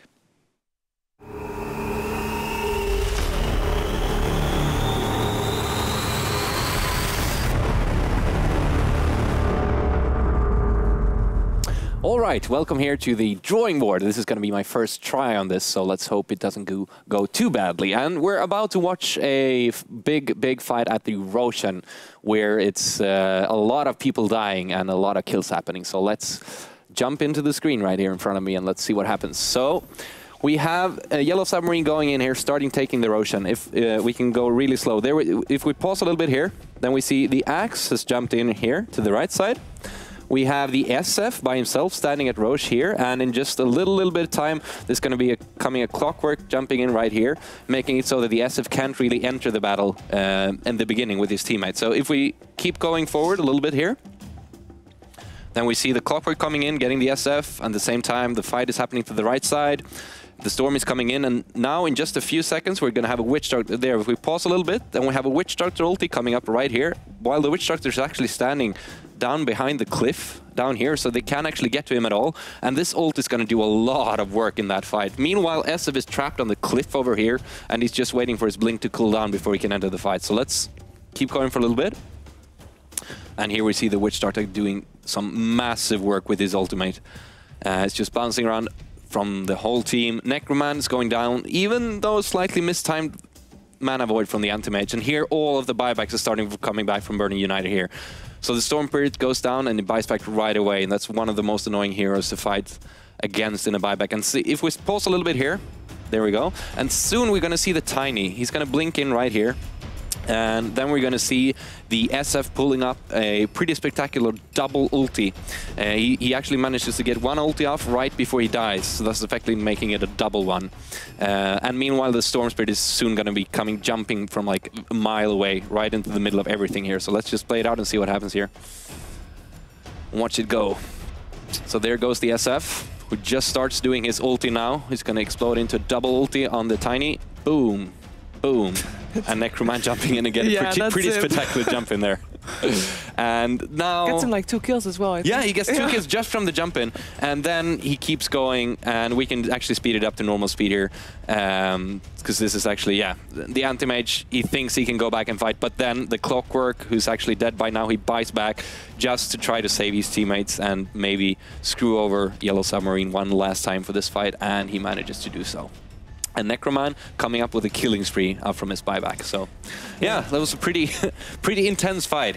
And I just want to say, I mean, that Clockwork, or rather Witch Doctor, my positioning is so key on that hero, and this just really showed it. And that was PSM playing it as well, and I mean, he's played an amazing game. Yeah. The whole game through, obviously, they didn't end up winning, so that's really sad, but overall, I mean, that was just it's a camera, it's great. That was just really it was an amazing fight for them, or amazing fight for Birdie United. It was an amazing game for Yellow Submarine though, despite them losing. Yeah. Now going into the second series, what do you think Yellow Submarine should do different?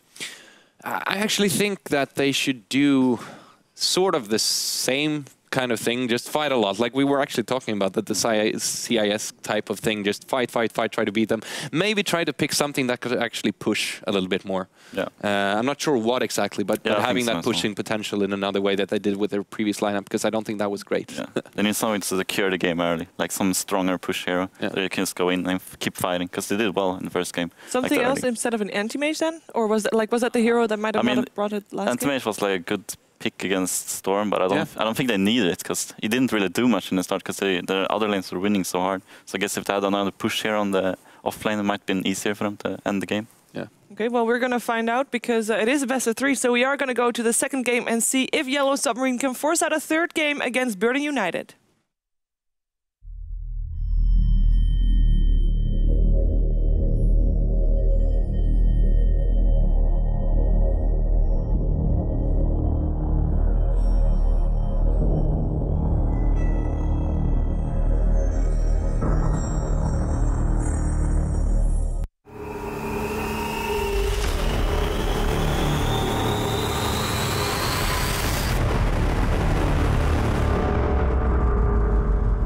Ladies and gentlemen, welcome to ASUS ROG DreamLeague Season 3. My name's Odie Pixel, I'm here with Draskell. We're about to go into Game 2 between Birdie United and Yellow Submarine.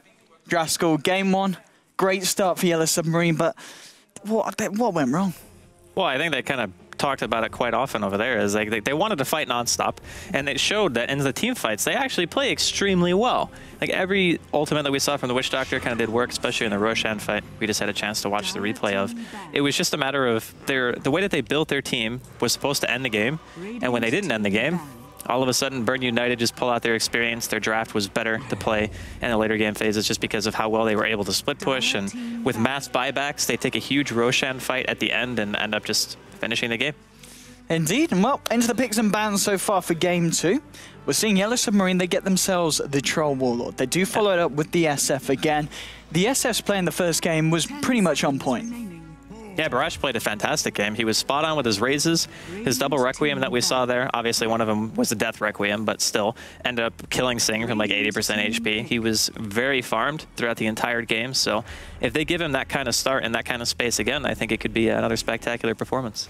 Birdie United, they get themselves the Aya. This time, Tiny was not banned out, but they don't go for it. They go for the Lina, and then they do follow it up with the Sing PL. So, I mean, why do you think they avoid the Tiny IO combination? In the end, it did work in the first game, but obviously wasn't great at the start. Is that why they don't want to kind of risk that kind of bad of an early game? I think you just don't want it against Troll. No. I don't think...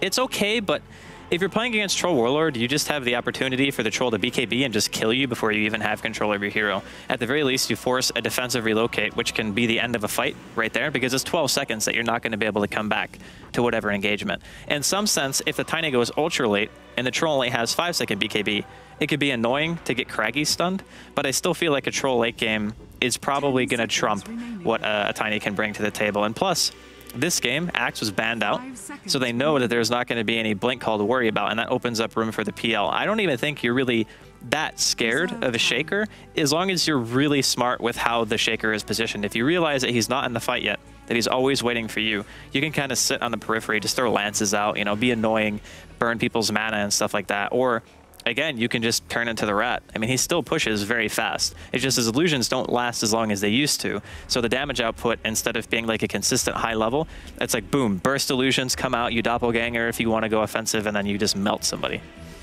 And in terms of the picks for Birdie United, they pick up the Lina and the Io. So will the Lina, would you imagine they're going to send that mid on her own against the SF, and we're just going to see Io hang around the safe lane, or do you think this could be a support Lina and we're still yet to see the real matchup with the Io in the mid lane? It could be another dual lane mid. Yeah. I feel...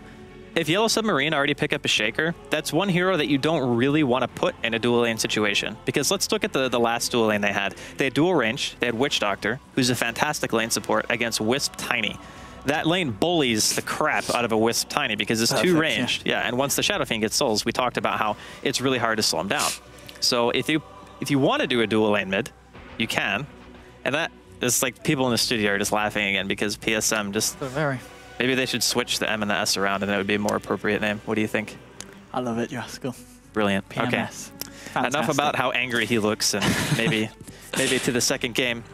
So 4th pick, you've got your PL, you've got your potential Lina core, could be put in the support role depending how you want to roll it. What are you picking up against now against this Earthshaker?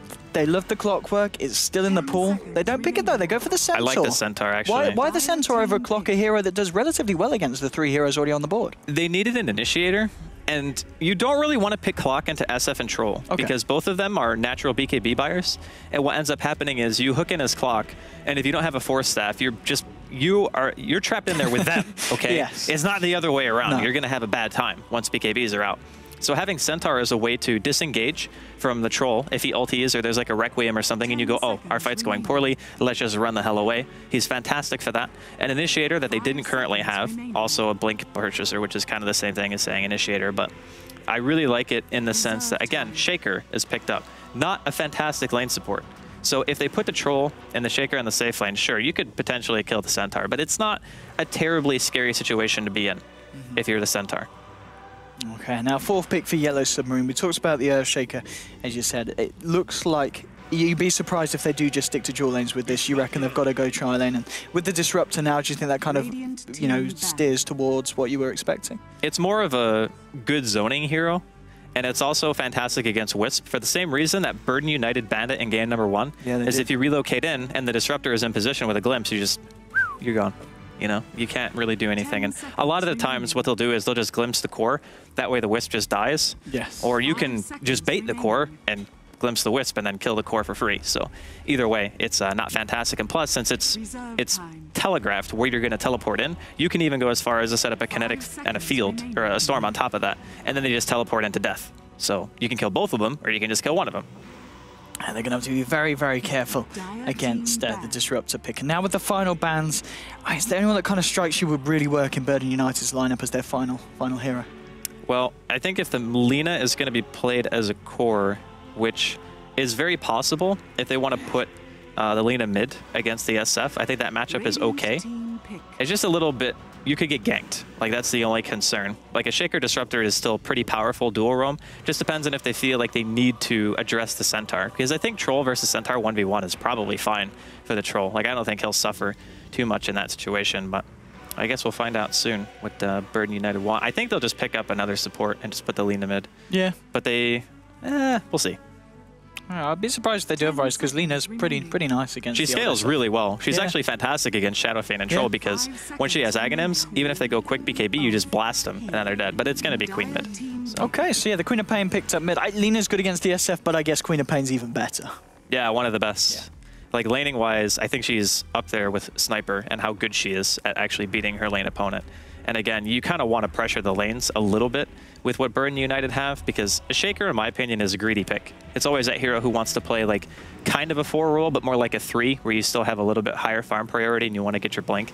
And that leaves the Disruptor kind of to do most of the supporting, at least at some stage. And here comes the Darkseer. All right. Okay, so they've certainly got the wombo combo. I mean, the DS, Disruptor, Earthshaker, and the Shadow Fiend, very nice in tandem.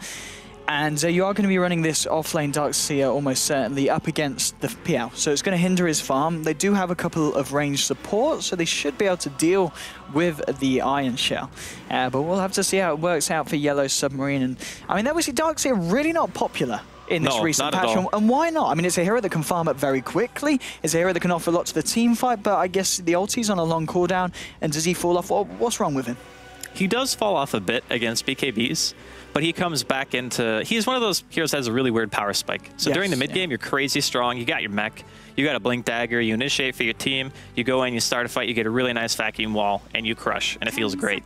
And then 10-second BKBs come out, and you're just running around back and forth going, I don't know what I can do. They're all BKB'd. I can drop a wall, but it's going to do very limited amount of good when the enemy team can't be vacuumed inside of it. And then late game, you go back to what you were before, which is 5-second BKBs aren't that scary. The team fights kind of drag out, and your wall becomes very potent again. And maybe by then you even have like Refresher or Aghanims. And then double wall becomes really scary. So I think another really nice thing is that right now, if you're really bent on going first item BKB on your Shadow Fiend, you want another mech carrier. because a lot of these teams nowadays are picking Shadow Fiend just to farm mech. Yeah. But we saw Barash didn't go mech. And against this team, I also feel like he will go very early BKB. Yeah, I mean, I guess. I mean, it's all magical damage. It is a lot. Got Lance Spam, Queen of Pain, Centaur, Wisp, almost all magic. I mean, looking at the side of Burn United as well, obviously they've got a lot of mobility with the Doppelganger, the Blink dagger that's almost going to be certainly picked up by the Centaur, the Blink that's obviously innate to the Quap and the Eye Relocate. Looking at control from the side of Yellow Submarine with the Earthshaker and the Disruptor being the main two players in that sense, is that going to be enough? Well, it definitely can be. It's not a matter of really if anything is ever enough. It's just knowing when your limits are. Like when you take the game. Yeah. You know, like when is our line supposed to go high ground? When are we supposed to be able to get Roshan, or when are we supposed to just end the game? You know, so any lineup can function at some stage in the game. It's just what a lot of the more experienced teams do is what Burn United have is Wisp, and why he's always so, like, I guess you could say, loved by all these teams, is that you want a hero who can do a lot in the early game and the mid game and the late game. You don't want a weakness. And Wisp is kind of that hero. And people are starting to realize it, or have been realizing it for some time, because not only do you get to play the split push game, you can fight at any time. You apply pressure by off-map farming with whatever core you're with. So you have a hero who pretty much at every stage is great, which is the same reason why Lina and Troll and Sniper are all considered OP, because they don't have weaknesses. It's like, I do high damage, I have a great laning phase, I transition well, and I always kill stuff. Absolutely. And, well, we'll have to see if it ends up going exactly that way. We're going to have a quick break, though. We're having some technical issues, so don't go anywhere. We're probably going to run some adverts, I'd imagine. Seems like the best use at this time. So we'll be back very, very shortly. Don't worry, you won't miss a second of the game.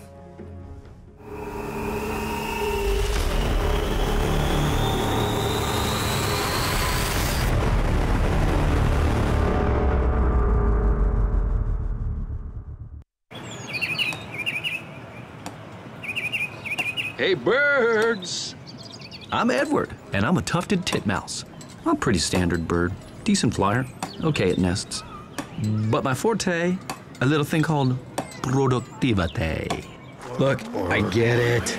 We all have to work, tick things off the list. Emails, notes, presentations, expenses.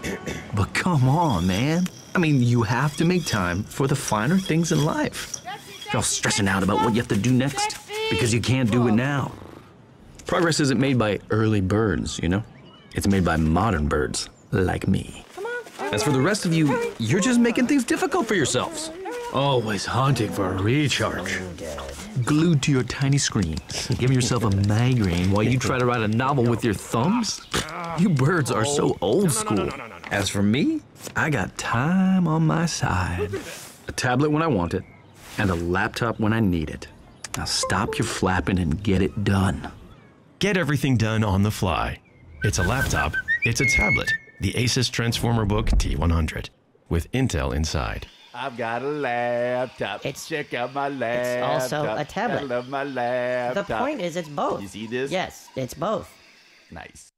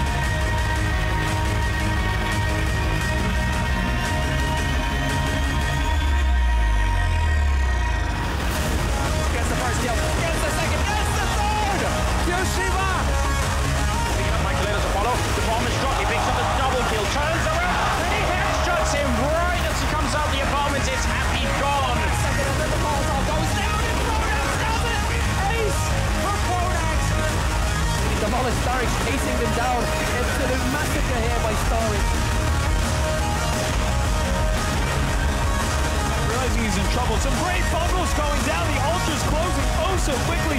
ROG and Hydra all over the place. Big play coming out from 4GG. He runs straight past Factory, got straight for the roaches here.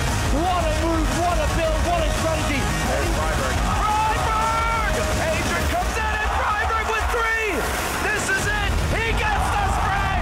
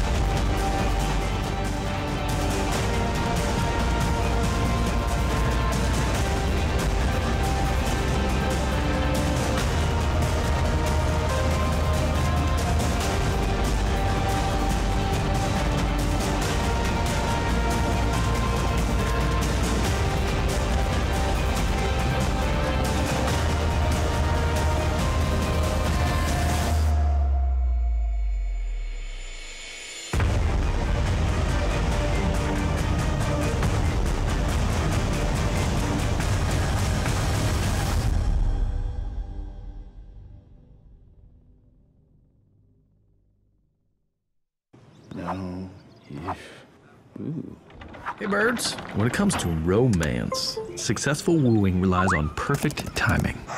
See? So when you need to be quick, forget about slapping your big sausage thumbs around. My T100 is a tablet and a laptop, optimized for romance. Oh, just the way the ladies like it. It's a laptop. Oh. It's a tablet. The ASUS Transformer Book T100.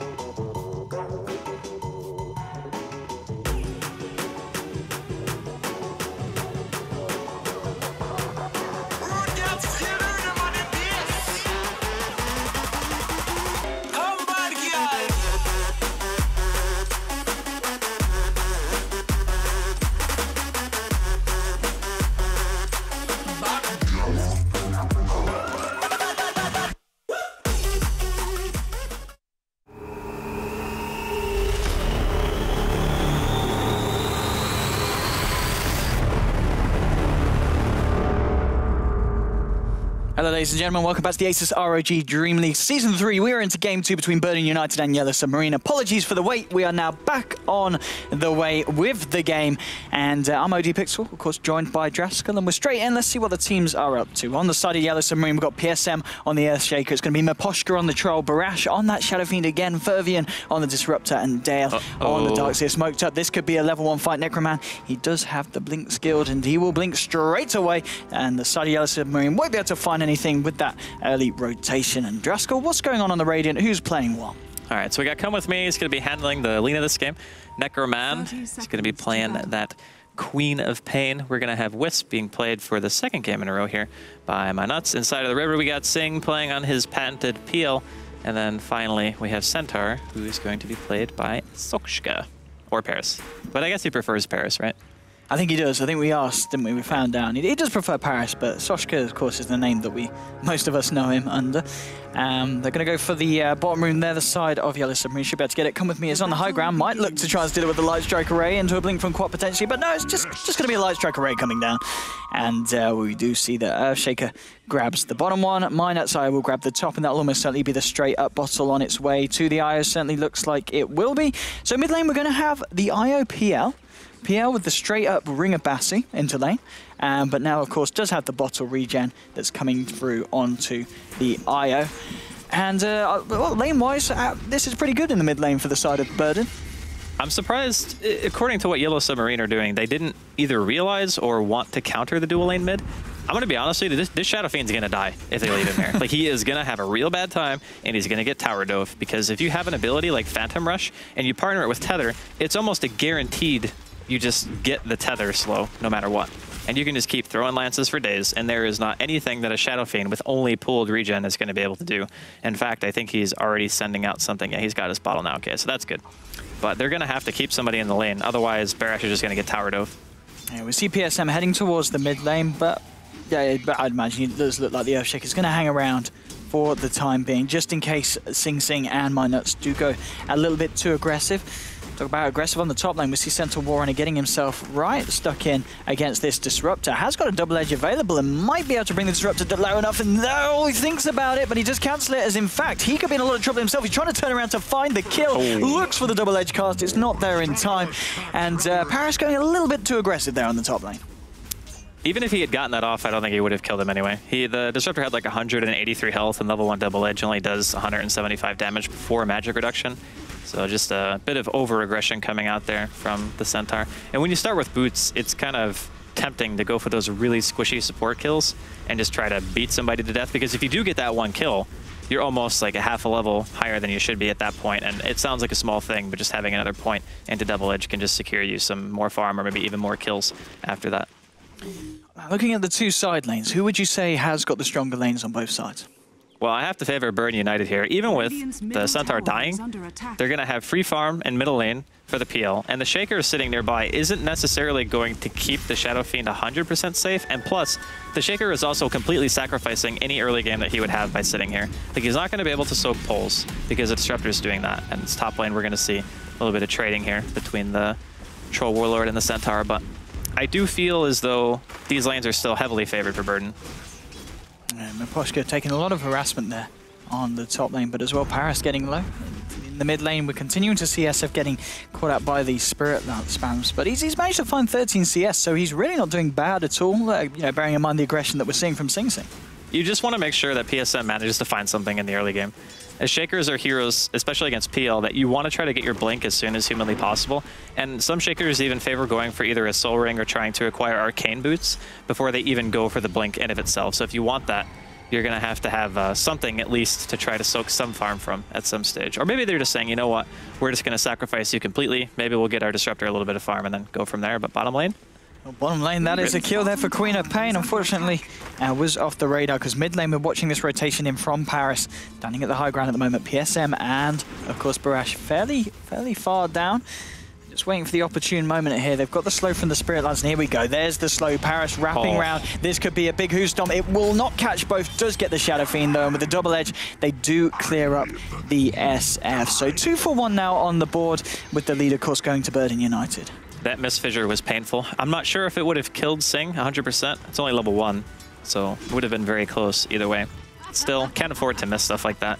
If you're just standing there and you miss a stun completely, it just opens up opportunity for the other heroes to either rotate on you, which very nice positioning from Sakshka, realizing that there weren't any wards on that side of the map for the side of Yellow Submarine. He just casually walks down, and it's kind of hard to call missing in that kind of situation because he hadn't been showing for a while. And sometimes they're just standing in experience range and soaking, and sometimes they're actually going for a gank. So maybe a bit of miscommunication there from Yellow Submarine. Bottom lane as well, Dale needs to be careful. We see both the Lina and the Io in the sidelines, maybe ready to go in if they can get the slow from the dagger. The Darkseid does have the mana to surge himself, and will do so straight away. The stun's still available on the Lina. Dale wondering kind of where he needs to go, getting blocked in. He gets caught out by the Light Striker Ray, and Dale just not committing to a direction there, running himself in circles. I don't think there was any reasonable way he was going to escape that. He had a TP, but he saw the Lina coming down the lane, and he probably just assumed that if he had walked down, come with me, he likely would have blind stunned in, and if he wasn't standing super far away, he probably would have gotten caught no matter what. But seeing some harass here, I think Field's going to be a bit off the mark, but I don't think they would have been able to kill him either way. They don't have the damage output to take down Sakshka from 100%, but if he's harassed a bit, then they can probably kill him if they get a nice combo off. Yeah, I mean, in terms of the offlaners, even though Darkseid has been taken down in the bottom lane, he's still got 19 CS compared to this Centaur's 4, so in terms of gold, having a much better time. Parrish now with the Tranquil Boots in a much better position to make these rotations towards the mid lane and see if he can find further kills onto the SF. And SF getting caught out by the slow. They might look to dive this, and with the Spirits as well, and Brash very low, and he's going to walk straight into Parrish, but the Hush Stomp is actually whiffed. Double Edge won't be enough. The right clicks and the Spirits might be, and there we go. Io does manage to find the kill onto SF, and now Disruptor could be in a little bit of trouble. PSM comes in with a Fishy, catching out Sing Sing and Paris, but Fervian, he's very low. Minut's hanging around, teasing him. It's a double kill for the Io. Minut's, how does he do it? Well, he got saved. That's how he did it. The Disruptor actually said, no, you know what, we're not going to kill you. We're gonna bring you back to safety. And that gave him the opportunity to even get another tether off onto Sing. And they're just abusing the fact that, again, Burn United now realize there's no vision on the top side of the map, because why would you have vision there?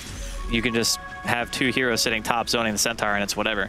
But they fail to realize that the Centaur doesn't really have to stay in lane if he knows for a fact that you can't see your entire side of the map. So they just keep going for these aggressive plays onto the Shadow Fiend, and they've realized the weakness. It's like, look, we have one real hard disable, and that's Shaker. And if the Shaker gets a bad fissure, and we have PL who can just tower dive like a madman and a Wisp on top of that, you add another hero to that mix, and it's almost a guaranteed kill every time. 5-1 for Burden United. It's certainly a stronger start than they did have in that first game.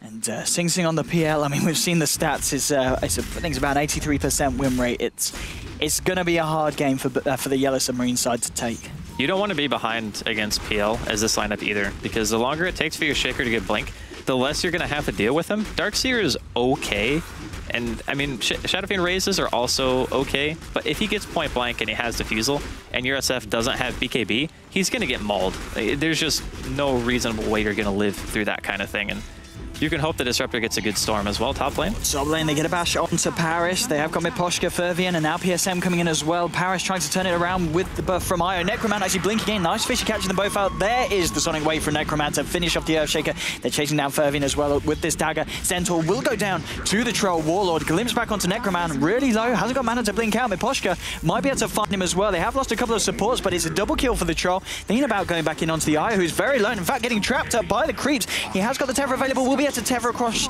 to the ranged creep and get himself out of there. A 2-for-2 trade, but it is the double kill going to the Troll. Definitely a win for Yellow Submarine as middle here. We're going to see a fissure on the Sing. He'll just use his doppelganger to get over it. I don't know if it's really... Burn United are feeling confident, so that's why they're going for these early fights. And that's to be expected because their early game laning phase is already going really well in comparison to what we had in game number 1. And they still managed to pull that one out from a heavy deficit. So if you're in Burn United shoes right now, you're thinking, all right, our PL's farming, our Queen's farming. We don't really need to get our supports that far because they still contribute a decent amount, like Wisp in his own way by being able to relocate and take people to fights and such. And then you have Lina, who is going to do a ton of damage even without items, just by virtue of having Laguna Blade in the rest of her toolkit with the Dragon Slave and the stun. And they've even left Come With Me in the safe lane to try to get that level 6. So he's about halfway there right now, or a little less than half.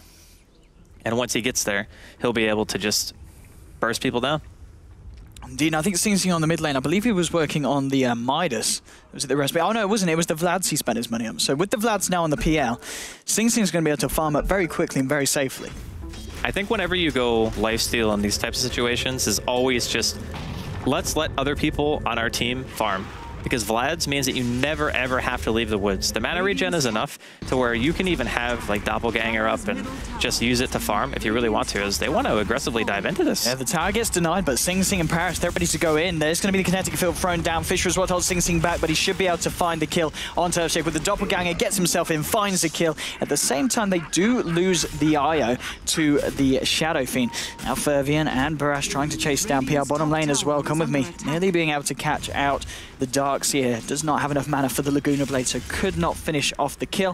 Necroman coming in though and blinking in as well with the Dragon Slave and the right clicks and the Scream. They will be able to bring down the Darkseer. 9-4 on the board for Burden United. And mid lane, and maybe it's not over. Paris finds a Who Stomp onto the Shadow Fiend. Has got the backup of Sing, but Sing focusing on farming in the mid lane. Barash, he's got to be very, very careful about getting close to this PL now. Still got really good CS considering the circumstances. 58 and 8 at 9 minutes for this SF, and he was against the dual lane. The Shaker kind of came over and alleviated a bit of that pressure, but he still died twice. So if he wants to go for that early BKB, I feel like it's still going to be a really nice choice for him, just because, again, Burden United are all over their side of the map. Like, they're continuing to fight. That Centaur's been rotating everywhere. Sakshka eventually will get a Blink Dagger. He's only got like 800 gold right now, and he's about to hit 6. But even having Stampede is such a problem for a hero like Shadowfiend, because you don't have any innate ways to get away from ganks. So if they stampede into you and your Shaker is not there to back you up with a fissure, you just die. There is no getting away from that. Yeah, absolutely. It's going to be very hard for Yellow Submarine in the situation that they've found themselves at the moment. There's going to be the treads now picked up by the Phantom Lancer. 10 minutes in. Come with me, and Minut's in the mid lane. Laguna Blade is available. Minut's does have to relocate if they want to look to try and jump onto someone. Sing Sing clearing up the Ancients. Dale looking to steal some jungle camps from the Radiance farm. Well, still 10 minutes in there. PSM, how's he doing? He's working towards those arcane boots. Has got about 500 or so gold to go. Fervian as well, looking to pick up some farm and some levels, trying to find that Static Storm online. And the ping's coming out. They've seen the troll. The Pushka cleaning up the Ancients himself. Has the phase boots, has the helm, is level 9. Could very well be looking to do Roshan soon, but might get caught out here. Come with me under the cover of smoke. With the it's a kill if they catch him with a stun. Indeed, here we go. They're going straight in, and straight away Miposhka needs to be quick with the reactions, and he is. He does manage to get out of the Light Strike Array, but the damage with the Laguna Blade and Necroman blinking in as well. Stampede buff running him down also is more than enough to find the Troll Warlord. So I was wrong. Apparently you don't even need to land your stun. He just dies anyway. So that's nice. Relocate towards top lane. Indeed, they're looking for Fervian. Fervian trying to run away. Sing Sing does find the slow with the Spirit Lance. Chasing him down, the Spirit's going to keep vision of this Disruptor. Is the movement speed buff from Minut's enough for Come With Me to close it? Yes, it is. Fervian turns around, trying to glimpse them back. Will be able to find the glimpse, but does pay with his life. Minut's caught on his own here. There are 3 heroes on the side of Yellow Submarine, but at the same time, Burden United, they've got a couple in the top lane to back them up. And Yellow Submarine, they don't want to chase down the IO at this point. It's a little bit too risky, especially when they're 11-4 behind the side of Burden. What a life when you feel too scared to chase a wisp. That's not a situation you ever want to be in. And they're going to try to dive the Shaker? Yeah, indeed. Doppelganger breaking the trees. Throws out the Echo Slam straight away. Paris fairly low. In comes the TP from Fervian. Actually pops down the Thunderstrike, I believe, onto a creep there. And Sing Sing. He actually thought that was real. No, that was the illusion. That was the illusion of Peel that takes the normal damage. But I'm still surprised. In that situation, there's no way that Sing is committing that hard to a kill. There's just no way. I don't know, it's Sing Sing. We've seen him do some questionable things in the past. Miposhka going for Necroman, but Necroman with the blink gets himself out. At the same time on the top lane, we did see a little bit of an altercation between the Shadow Fiend and the IO and the PL. Sing Sing heads to the Ancients. Looks to continue his farm. 600 gold now on top of the Treads and the Vlads. 12 minutes in as well. Net worth-wise, 5.7k on this Queen of Paint. Second on the board is the Troll with 5.5k, even though it was taken down at the Ancients, still looking very, very healthy in terms of farm. But Queen of Pain with the first Oblivion Staff, 1600 gold, also working towards that Orchid. We'll have it fairly shortly. Blink Dagger is now complete though on the Shadow Fiend this game, so we aren't going to see the straight-up BKB rush that we saw him do before. And straight in Necroman with the Stampede, should be able to chase this one down, throws the Sonic Wave. Barash looking for the TP, it won't be enough. Necroman finding a very, very tasty pick-off on the Shadow Fiend. We might see another kill here. Mipochka, a little bit of trouble. He's just going to immediately TP away. Okay, nice choice, realizing that there were a heck of a lot of other people in the area. Necroman could be in trouble. Actually gets glimpsed back, but he will be still stuck in the camp. Turns it around, picks off the Disruptor. Fisher will catch out Necroman as Sing Sing. Necroman will go down. Sing Sing Doppelganger's out, has the backup of Minus. Could turn this one around very well onto PSM. And PSM getting low will fall if they get the final touch. Minus will find it, pays with his life. Paris is here as well, who's stopping a double edge to clean up the darks here. And Mipochka chasing down Sing Sing now. It is maxed out Doppelganger, so the cooldown's fairly low. In comes the backup of Minus. Maybe they can look to turn this. Can they get the slow onto the troll? It doesn't look like they can quite close the gap here. Mipochka will be able to get away. And was that a buyback on the eye? Yeah, he bought back and just relocated in to bring Sing back up to full HP. And they just want to keep going. Wow, yeah, Mipochka, he's returned to the fight with Fervium. And there will be a glimpse back onto Sing straight into Saturn. But no, he doppelgangered out the glimpse. Oh, Sing Sing. Disaster for Yellow Submariners. They commit an ult or two, but Sing Sing. Well, PL, what a hero. It's really hard to lock PL down. And that's why I was saying the other day, when we used to talk about Burden United and picking their PL and why it has such a high win rate, a lot of people don't really understand how to play against it. Disruptor will never be able to glimpse that hero. And it's because Manta Style, for example, has a very short invulnerability window, but Doppelganger is like a full second of invulnerability. Yes. So it's actually not that hard to dodge it. Granted, it was still a nice play because he realized that it was coming, so he saved it to use it at the right time. But you need to be able to get the Shaker Blink on him and storm him almost at the same time to even have a chance at killing him. And then you still have the opportunity for a Centaur ulti, or the Wisp could relocate him out. So there's multiple ways to save Sing in the situation. And the later the game goes, PL actually does fairly well against Troll, especially in late when you can just dispel the Whirling Axes. Because, oh, by the way, if Doppelganger weren't already ridiculous enough, it also dispels you. You don't get blinded. So, yeah, decent hero. We're starting to see why, indeed, the side of Burden United are renowned for Sing Sing on the PL and working towards that defusal. Very close as well. Already has the 2 Blade of Alacrities picked up and on himself.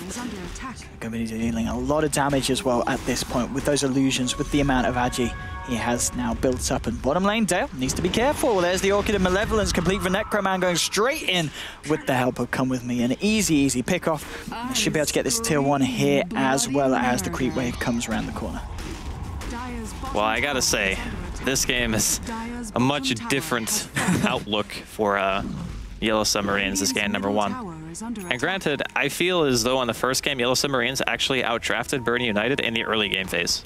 So their team was significantly better during the laning phase, during the early mid game, and then if they were able to keep it together and play well, I think there was a very big possibility that they could have won the first game. But this time, it didn't happen that way. The draft wasn't so one-sided during the early game that Burden United felt that there was nothing they could do. In fact, they're going for Roshan with a Vlad's PL and 2 Blades of Alacrity and Shreds at 16 minutes in, and they're going to get it.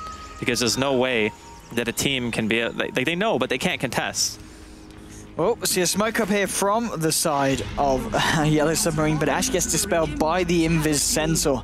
So Smoke Gank will be unsuccessful, and as you said, they may be able to clear out Roshan, and they do get the Aegis. And as we can see, Come With Me on the Lina, getting his Jewel Scepter completed, and now onto him. Paris with the Invis Rune, maybe trying to scout out something for the rest of the team, but it looks like Burden United, they don't want to fight into this. The rest of them are well away on the other side of the map, but still 16-6. A very strong start for Burden United. Obviously, in the last game, we saw Yellow Submarines have a strong start and turn it around. And Burden United turned it around after the strong start from Yellow Submarines. But, I mean, can Yellow Submarines do the opposite this game, or do they not have a great comeback lineup? The problem is, again, they don't have flexibility in the way that they play. So their style is, we're going to pick heroes that are really strong, can farm well, and can fight well, but our split pushing is kind of mediocre. Like, sure, Darkseer can apply some Ion Shells to the wave, but it's not hard for a team with a Wisp and a Queen and Lina to spam out waves. It's like the second game in a row where they're just not going to have the potential to keep waves on Burden United's side of the map long enough to keep them in the game. And also, Wisp relocates can just stop any split push hero in his tracks. And the Shadow Fiend went Blink solely for that reason. Like, if you're playing against Wisp and you're Shadow Fiend and you're split pushing a lane by yourself, you need either Blink or BKB to get away. And Blink is the easier item to get because it's cheaper. So you just blink into the trees whenever you see the Wisp relocate, and you hope that you can TP or you just blink away.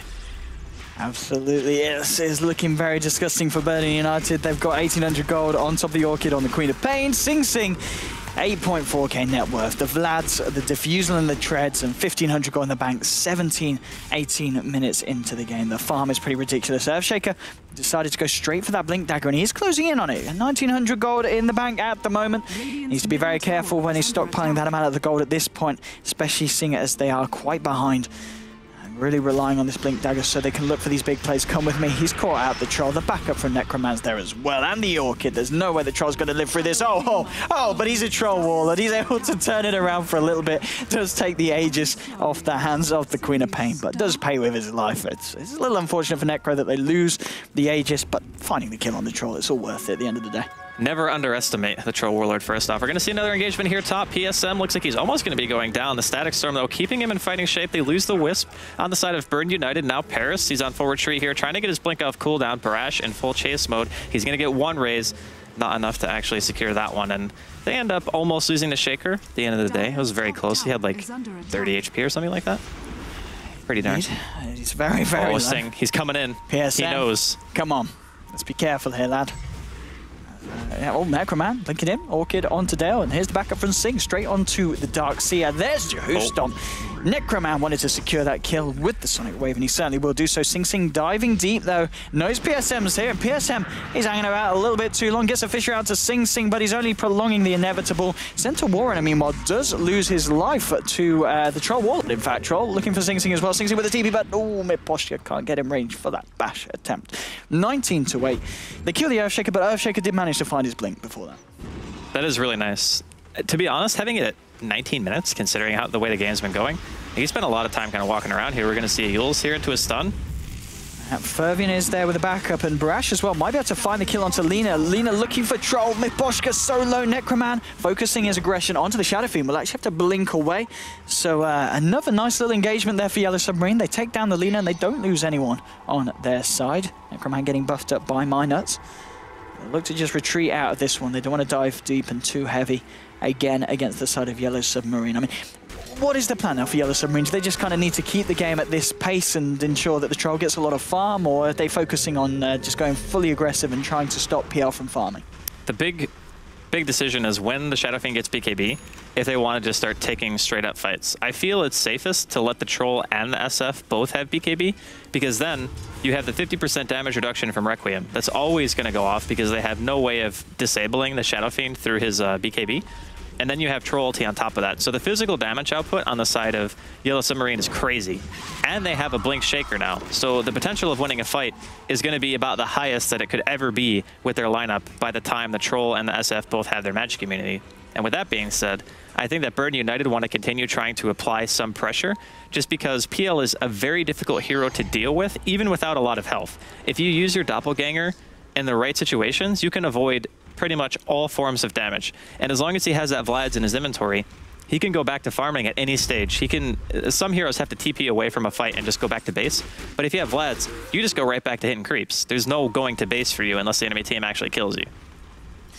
Let's see if Yellow Submarine can kill anyone in this situation. They've got 4 of them heading into Necroman. They catch him out straight away. They throw down the Disrupt Troll to make sure there's no way the Quap can escape him. Will go down. There's going to be a relocate coming in. Io. Oh no, it was a relocate. A relocate out was, yeah. No. He was trying to save him and he just didn't do it fast enough, so now he's just going to die. Oh, there we go. Yeah, there we go. Yeah. Back into the field. Bam! Gets the tether onto Sing with the Stampede. The Vlad's armor aura actually saved him. Like, Sing standing there saved him from the last auto attack. Wow. That value. Getting himself out. Come with me as well, heading towards the bottom lane. They do need a little bit of backup here. Actually just TPing to top because they realize that Troll is on his own. And with the Centaur, they should be able to find a kill. There's your Yules. They're going to set up the Who Stomp. Light Striker raised there as well. The Laguna Blade, that is your Troll dead. Can they defend the bottom lane as well, though? Sing getting chased down by Fervian. He's got the Glimpse, hasn't got the Static Storm. They look for the stun. It's actually Minuts that gets caught out and will go down to the final punch that flies through from Barash. Barash will be able to help them claim the bottom tower as well. So 20-11.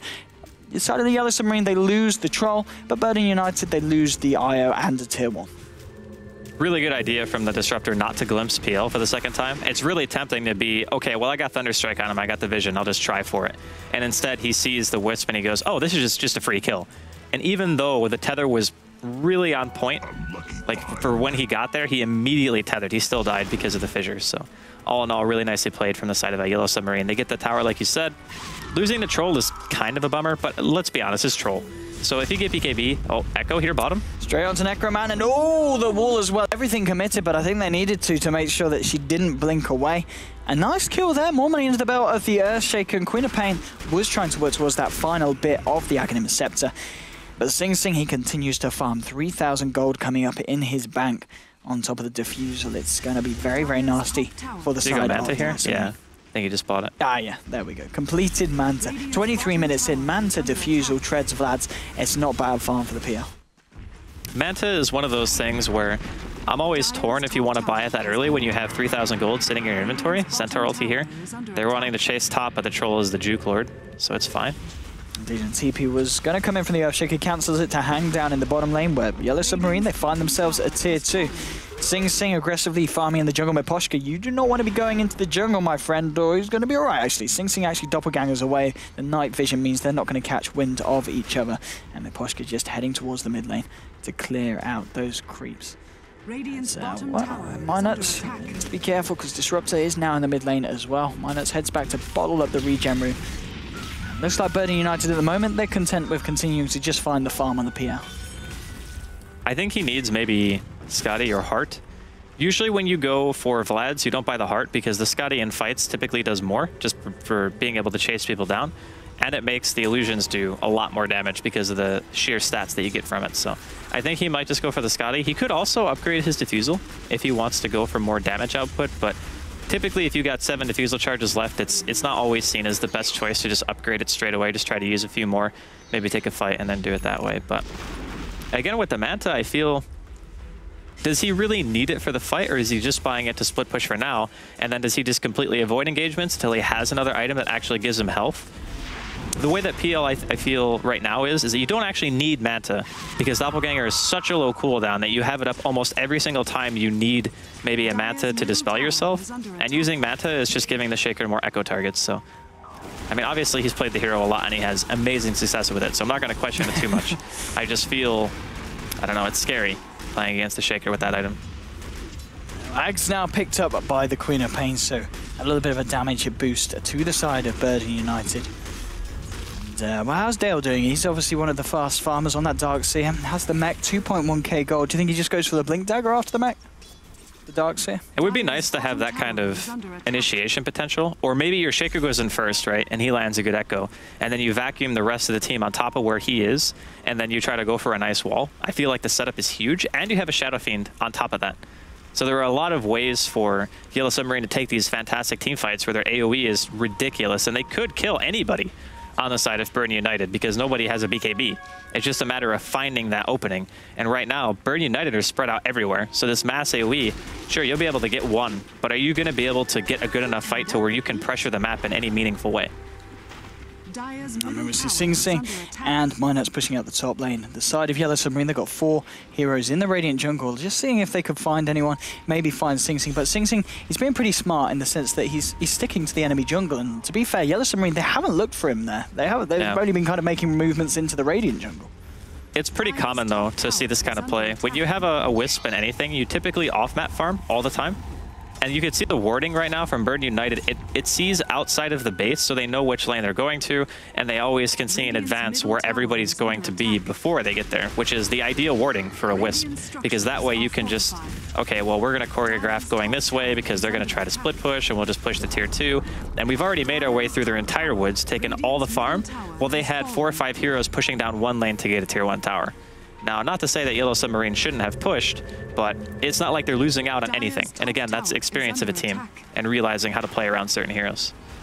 Yellow Submarine, they head straight into the Roshan pit. With the Troll and the SF, they should be able to do this fairly quickly. Are Burden United aware, and are they going to try and do anything about it? They don't have any vision around the pit. So, well, Yellow Submarine, they're going to be able to do this one undetected. It depends if Burden United's senses are tingling and they head there, but it looks like they're going to just leave it for the time being, and they're going to let Yellow Submarine get away with a free Roshan there as the Aegis gets picked up by the Troll Warlord. A little bit scary. It's the potential to win a big team fight for the side of Yellow Submarine. Again, though, it's all about if Burden are even going to give them that opportunity. Like, are they going to walk into them and let them fight, or are they going to make Yellow Submarine walk down a lane and try to push into a tier 2? Because delaying the game is very scary for both teams in a way. If Yellow Submarine take it late and they win one good team fight and maybe a core doesn't have a buyback, it could just be the end of the game right there because Troll and Shadow Fiend just wreck your base. But if Burden United constantly pressure the lanes, as they have been doing, and they just keep it up, and even if Yellow Submarine find a good pick or two, it's not enough. Like, they need to kill more, and they need to try to get the rest of the towers off the map. At the very least, you want to expose tier 3s. Sing Sing now on the PL. Iron Pickup, he picks up a BKB, not an item that we always see on illusion-based heroes, specifically the Phantom Heart. So why do you feel he's had to go for that one in this situation? You mean for the PL? For the PL, yeah. Well, BKB is great if you want to just hard commit to a fight and you're up against Shaker and Disruptor. Disruptor is a hero who can actually hold you in no matter what. So if he catches you out with the kinetic field and the storm on top of it before you have chance to use Doppelganger to get out of the kinetic field, you're kind of just in there. And if you get followed up by like a Requiem or even just like a Shaker throwing a fissure at you, it can be doom for the PL. So I mean, a PL with Doppelganger, Manta style, BKB, Diffusal, how'd you kill it? The correct answer is you don't. Because he hasn't died this game, and it's almost 30 minutes in. And that was prior to him having another defensive utility at his disposal. So, yeah, for Burden United, they're looking pretty solid right now. They're continuing to just eat the map. And if you look at the way that they're positioned, they're not even all together. They have 2 heroes off-map farming. One of them is being scouted by a ward, so Yellow Submarine knows something is up. They want to try so badly to force an engagement, but the heroes that they need to be in position just aren't there. Yeah, the splitting up from Birdie Knight is certainly working out. 20 to 12 on the board. Looking at the net worth as well, 17,000 gold on route for the PL, 13.5.6 for the Queen of Pain, and the closest is, of course, the Shadow Fiend on about 12k at the moment. Miposhka, Barash, and the Urshik. In fact, the full 5-man roster of Yellow Submarine on the Radiant side of the map towards the mid lane. Maybe looking to see if PL does come out. It's all just a bunch of illusions at the moment. We'll get raised down, and that will reveal that the real PL is still off the map. They're committing to the push here, though. They have the full roster. What are Burden United going to do? They're going to look to try and fight into this at the moment. PL and IO, they're heading straight up to the top lane. Are they just going to sack this tier 2? Come with me. Trying to clear out the creep wave with this light strike, and there's PSM with a blink, finds a Fisher onto Lina, just holding her back, enabling the space for the rest of his team to finish off this tier 2 when the next creep wave comes in. And Yellow Submarine, they're standing their ground, they're standing aggressively. Aghanim's now picked up on the Lina. It's going to certainly hurt some of these heroes, especially the Shadow Fiend. Did Shadow Fiend pick up the BKB in the end? I believe he did, yeah. Yep. So he went for that straight away after the BK, after the blink, sorry. So has to be very aware. And there's your blink in Paris, catching 2 out with the Hoostomp, and the ultimate as well from the Queen of Pain. Find a nice Echo Slam onto Paris, and the Quap, that's 2 heroes down. It's a double kill for Barash. 2 heroes on each side going down. Miposhka with the BKB on the Troll, trying to chase people down. They lose the Earthshaker again. The side of Yellow Submarine, the Sing Sing will fall down for 76. It's a 3-for-3 buyback from Paris, enables them to pop the Aegis. Now chasing down Dale, gets 4 stars for Dale with the Surge, will be able to get away. Miposhka, Aegis is popped back into the fight. Are they going to be able to catch him out? Paris has got a blink available right now. Is he going to be able to chase this one down? Miposhka looks like he's just a little bit too quick. 3 heroes down on Yellow Submarine, 3 heroes down on Burden United, but they do use the buyback on the Centaur. In fact, no, sorry, it was, well, okay, that's including the Aegis that they lost on the Troll, but all in all, a good fight there for Yellow Submarine. They do force a buyout, but I'm wondering if it's really worth it to have the game fall back into passivity and only get a tier 2 tower. Now, the Aegis was going to expire in 2 minutes, so they had to commit to something, and that was definitely the right call, but I don't know if that fight was good enough for them to feel satisfied. What happens in the next 5 minutes if everyone just goes back to the way it was, and Burden United push out all the lanes again, and then Yellow Submarine have to try to find a way to fight around Roshan? Now, that's a lot harder, right? Because Paris essentially forced the fight. He found a nice double stomp, and it gave the ES an opportunity to get a really good echo. So, I don't know. I think if the game goes back to the way it was, and Burden United just continue this kind of, we're going to farm everything on the map style of game, the PL is still getting farther ahead in terms of farm comparative to everyone else. The Shadow Fiend is not even able to keep up with how Sing is farming. Top lane, Necroman on his own. There's a few heroes around. Dale blinking forward. Surges himself as well to try and chase down the Quap. Necroman hiding in the trees. Now 5 heroes here on the side of Yellow Submarine. They won't be able to chase the Quap down. Quap gets herself out there. Sing Sing on the mid lane, applying the pressure. Trying to get the creep momentum back in his side's favor, heading towards the high ground as well, with the illusions leading the charge. Bottom lane, the rest of his team did bring around this creep wave. Maybe they can look to take down this tier 2 here. They do have 4 of them in the neighborhood, just missing out on the quap.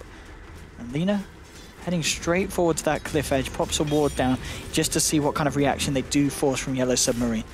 Shadow Fiend on the mid lane, TP to the bottom lane, tier 3 from the Darkseer, who's being backed up by the Earthshaker as well. Light Strike away, Garuna, oh my goodness, that is the Shadow Fiend down. They're trying to turn it around, Stampede has been popped. Parrots finds the Hoostomp onto PSM, Static Storm actually cancels the casting. Sing Sing straight into the storm, trying to chase down PSM on the Earthshaker. It's a double kill for Come With Me, as he's able to take down the Darkseer after that initial kill onto the Shadow Fiend. Blink 4 from Paris, looks for the Hoostomp, it's actually going to get cancelled by the bash from Miss Boschko, going straight in, Sing Sing, and the crop bursting down the heroes. PSM falls as well, 4 heroes down on PSM. It's, sorry, on the Yellow Submarine, and now it's just the Troll that's left alive. He's going to get caught out as well. It's a full team wipe, favouring the side of Burden United, and a bit of a messy fight there from the Dire.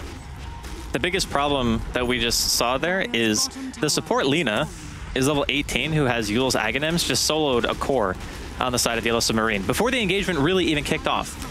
So when you have a situation like that, and you have a core as Sing, who's also the most farmed hero pretty much on the entire map right now, leading the net worth by around, what, 4,000? Maybe 4,500 gold? Is they use the map so much better to have their, like, position 4 or 3, if you want to call it that, have that many items at this stage in the game. It's only 34 minutes in. To have a Yule's and a completed Ags and 4,300 gold on Alina, that just goes to show that in any role, this hero can still carry in some capacity. Like having that ability to deal 950 pure damage through BKB, just eliminating somebody from the fight, it's so much easier to execute as well as the Shaker trying to look for a good echo, but here it is. That was very nice, grabbing Sing Sing and the quap into that one. Double kill there for the Shadow Fiend. Maybe they can find more. Glimpse back onto Come With Me. He's going to get Yuled up, but they should be able to chase it. Well, just hold him in place. They do get Light Strike away from Come With Me. He's got to walk into the kinetic field, though. Gets held in place. Dale goes forward with the blink. Triple kill for Barash.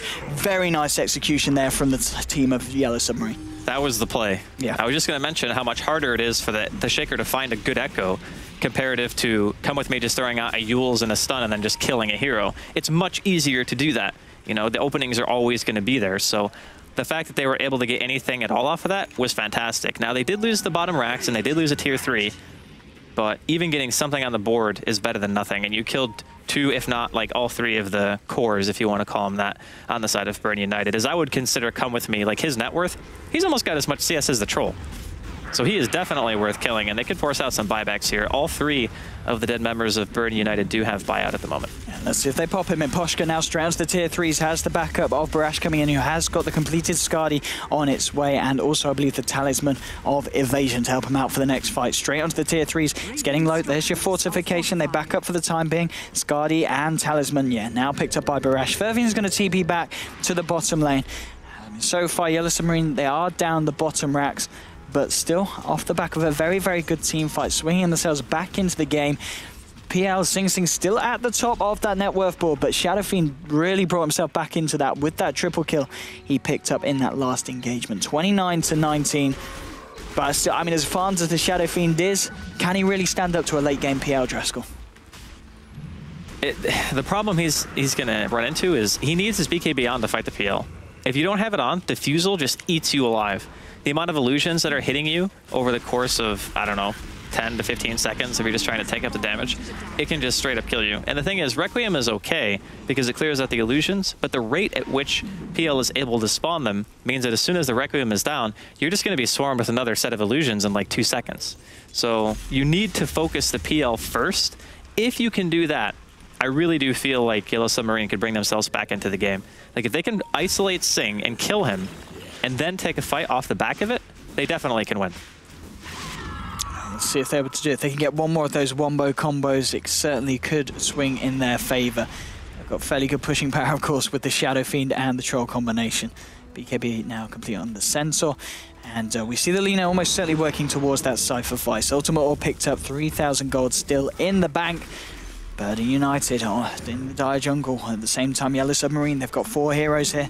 There is no vision actually out for either side in the Dire Jungle, so neither of them know that they're there. Barash is going to reveal himself as he heads forward to clear up that Radiant creep.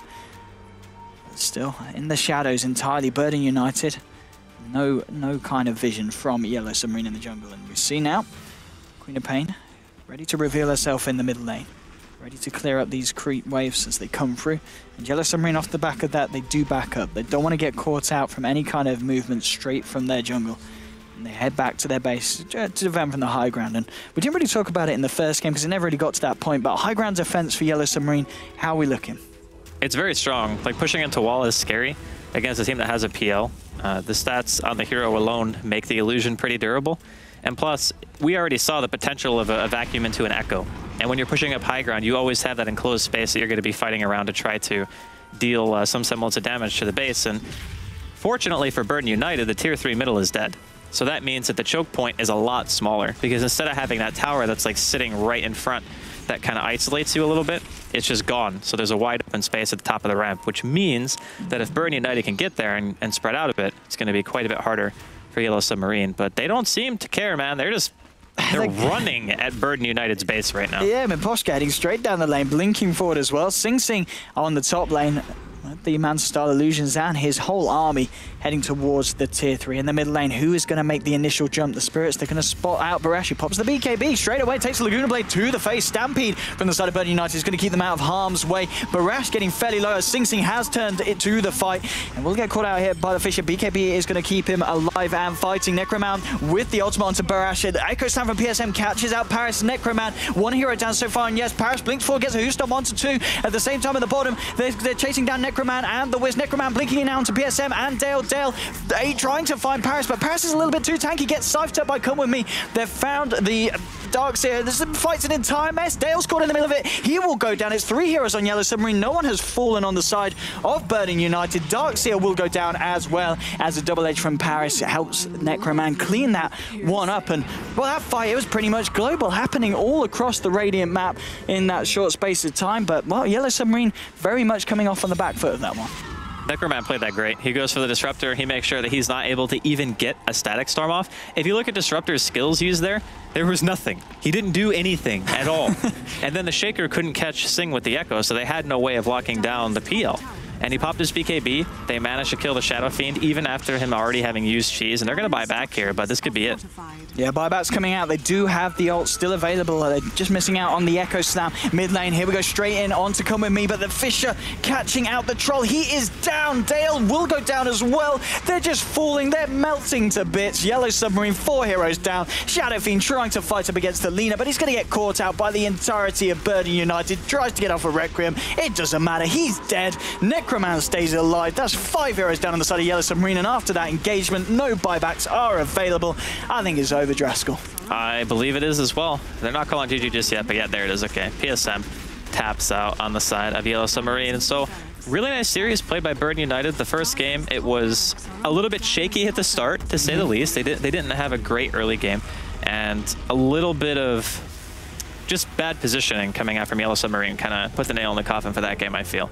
But for game number 2, the draft was significantly different for the side of Burden United. They got a really nice pairing that they were very comfortable with the PL and the Wisp. They had a really nice support Lina who transitioned into kind of like a core. I mean, at the end of the game, Come With Me had almost 500 GPM.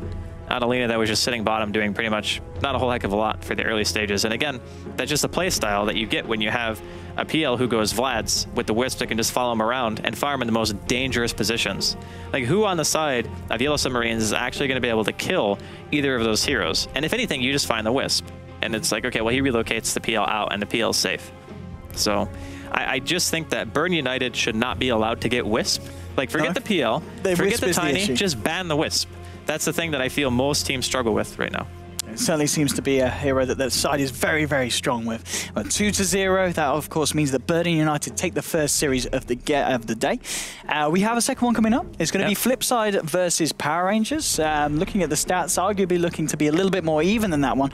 But even so, saying that, you know, hats off to the side of Yellow Submarine. They certainly gave Burden United a run for their money.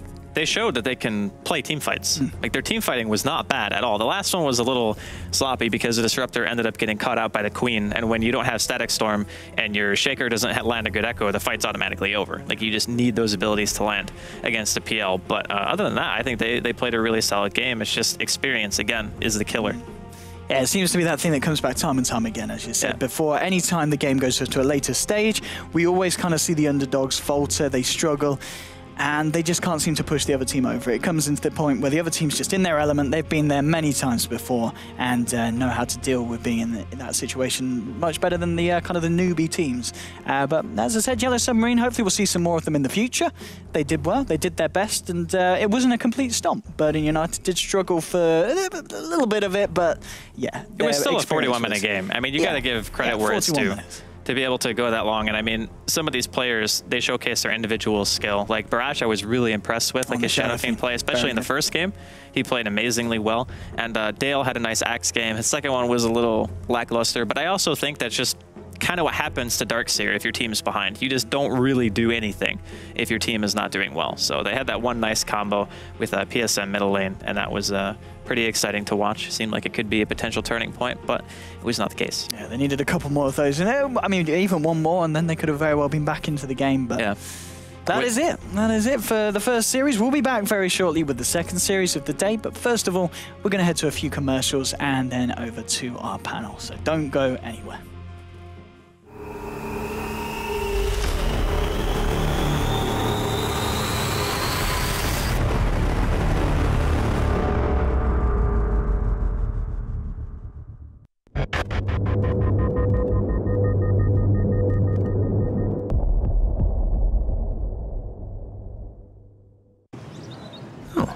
Hey birds, when your device runs out of juice, what do? You sneak a peek at the screen next to you, that's what you do. I've seen you. My T100 has up to 11 hours of battery life to keep me productive. 11 hours, Pekka face. I'm not looking over your shoulder. What you need is more life in your battery so your life can be better-y. Like mine. Get everything done on the fly. It's a laptop, it's a tablet. The ASUS Transformer Book T100.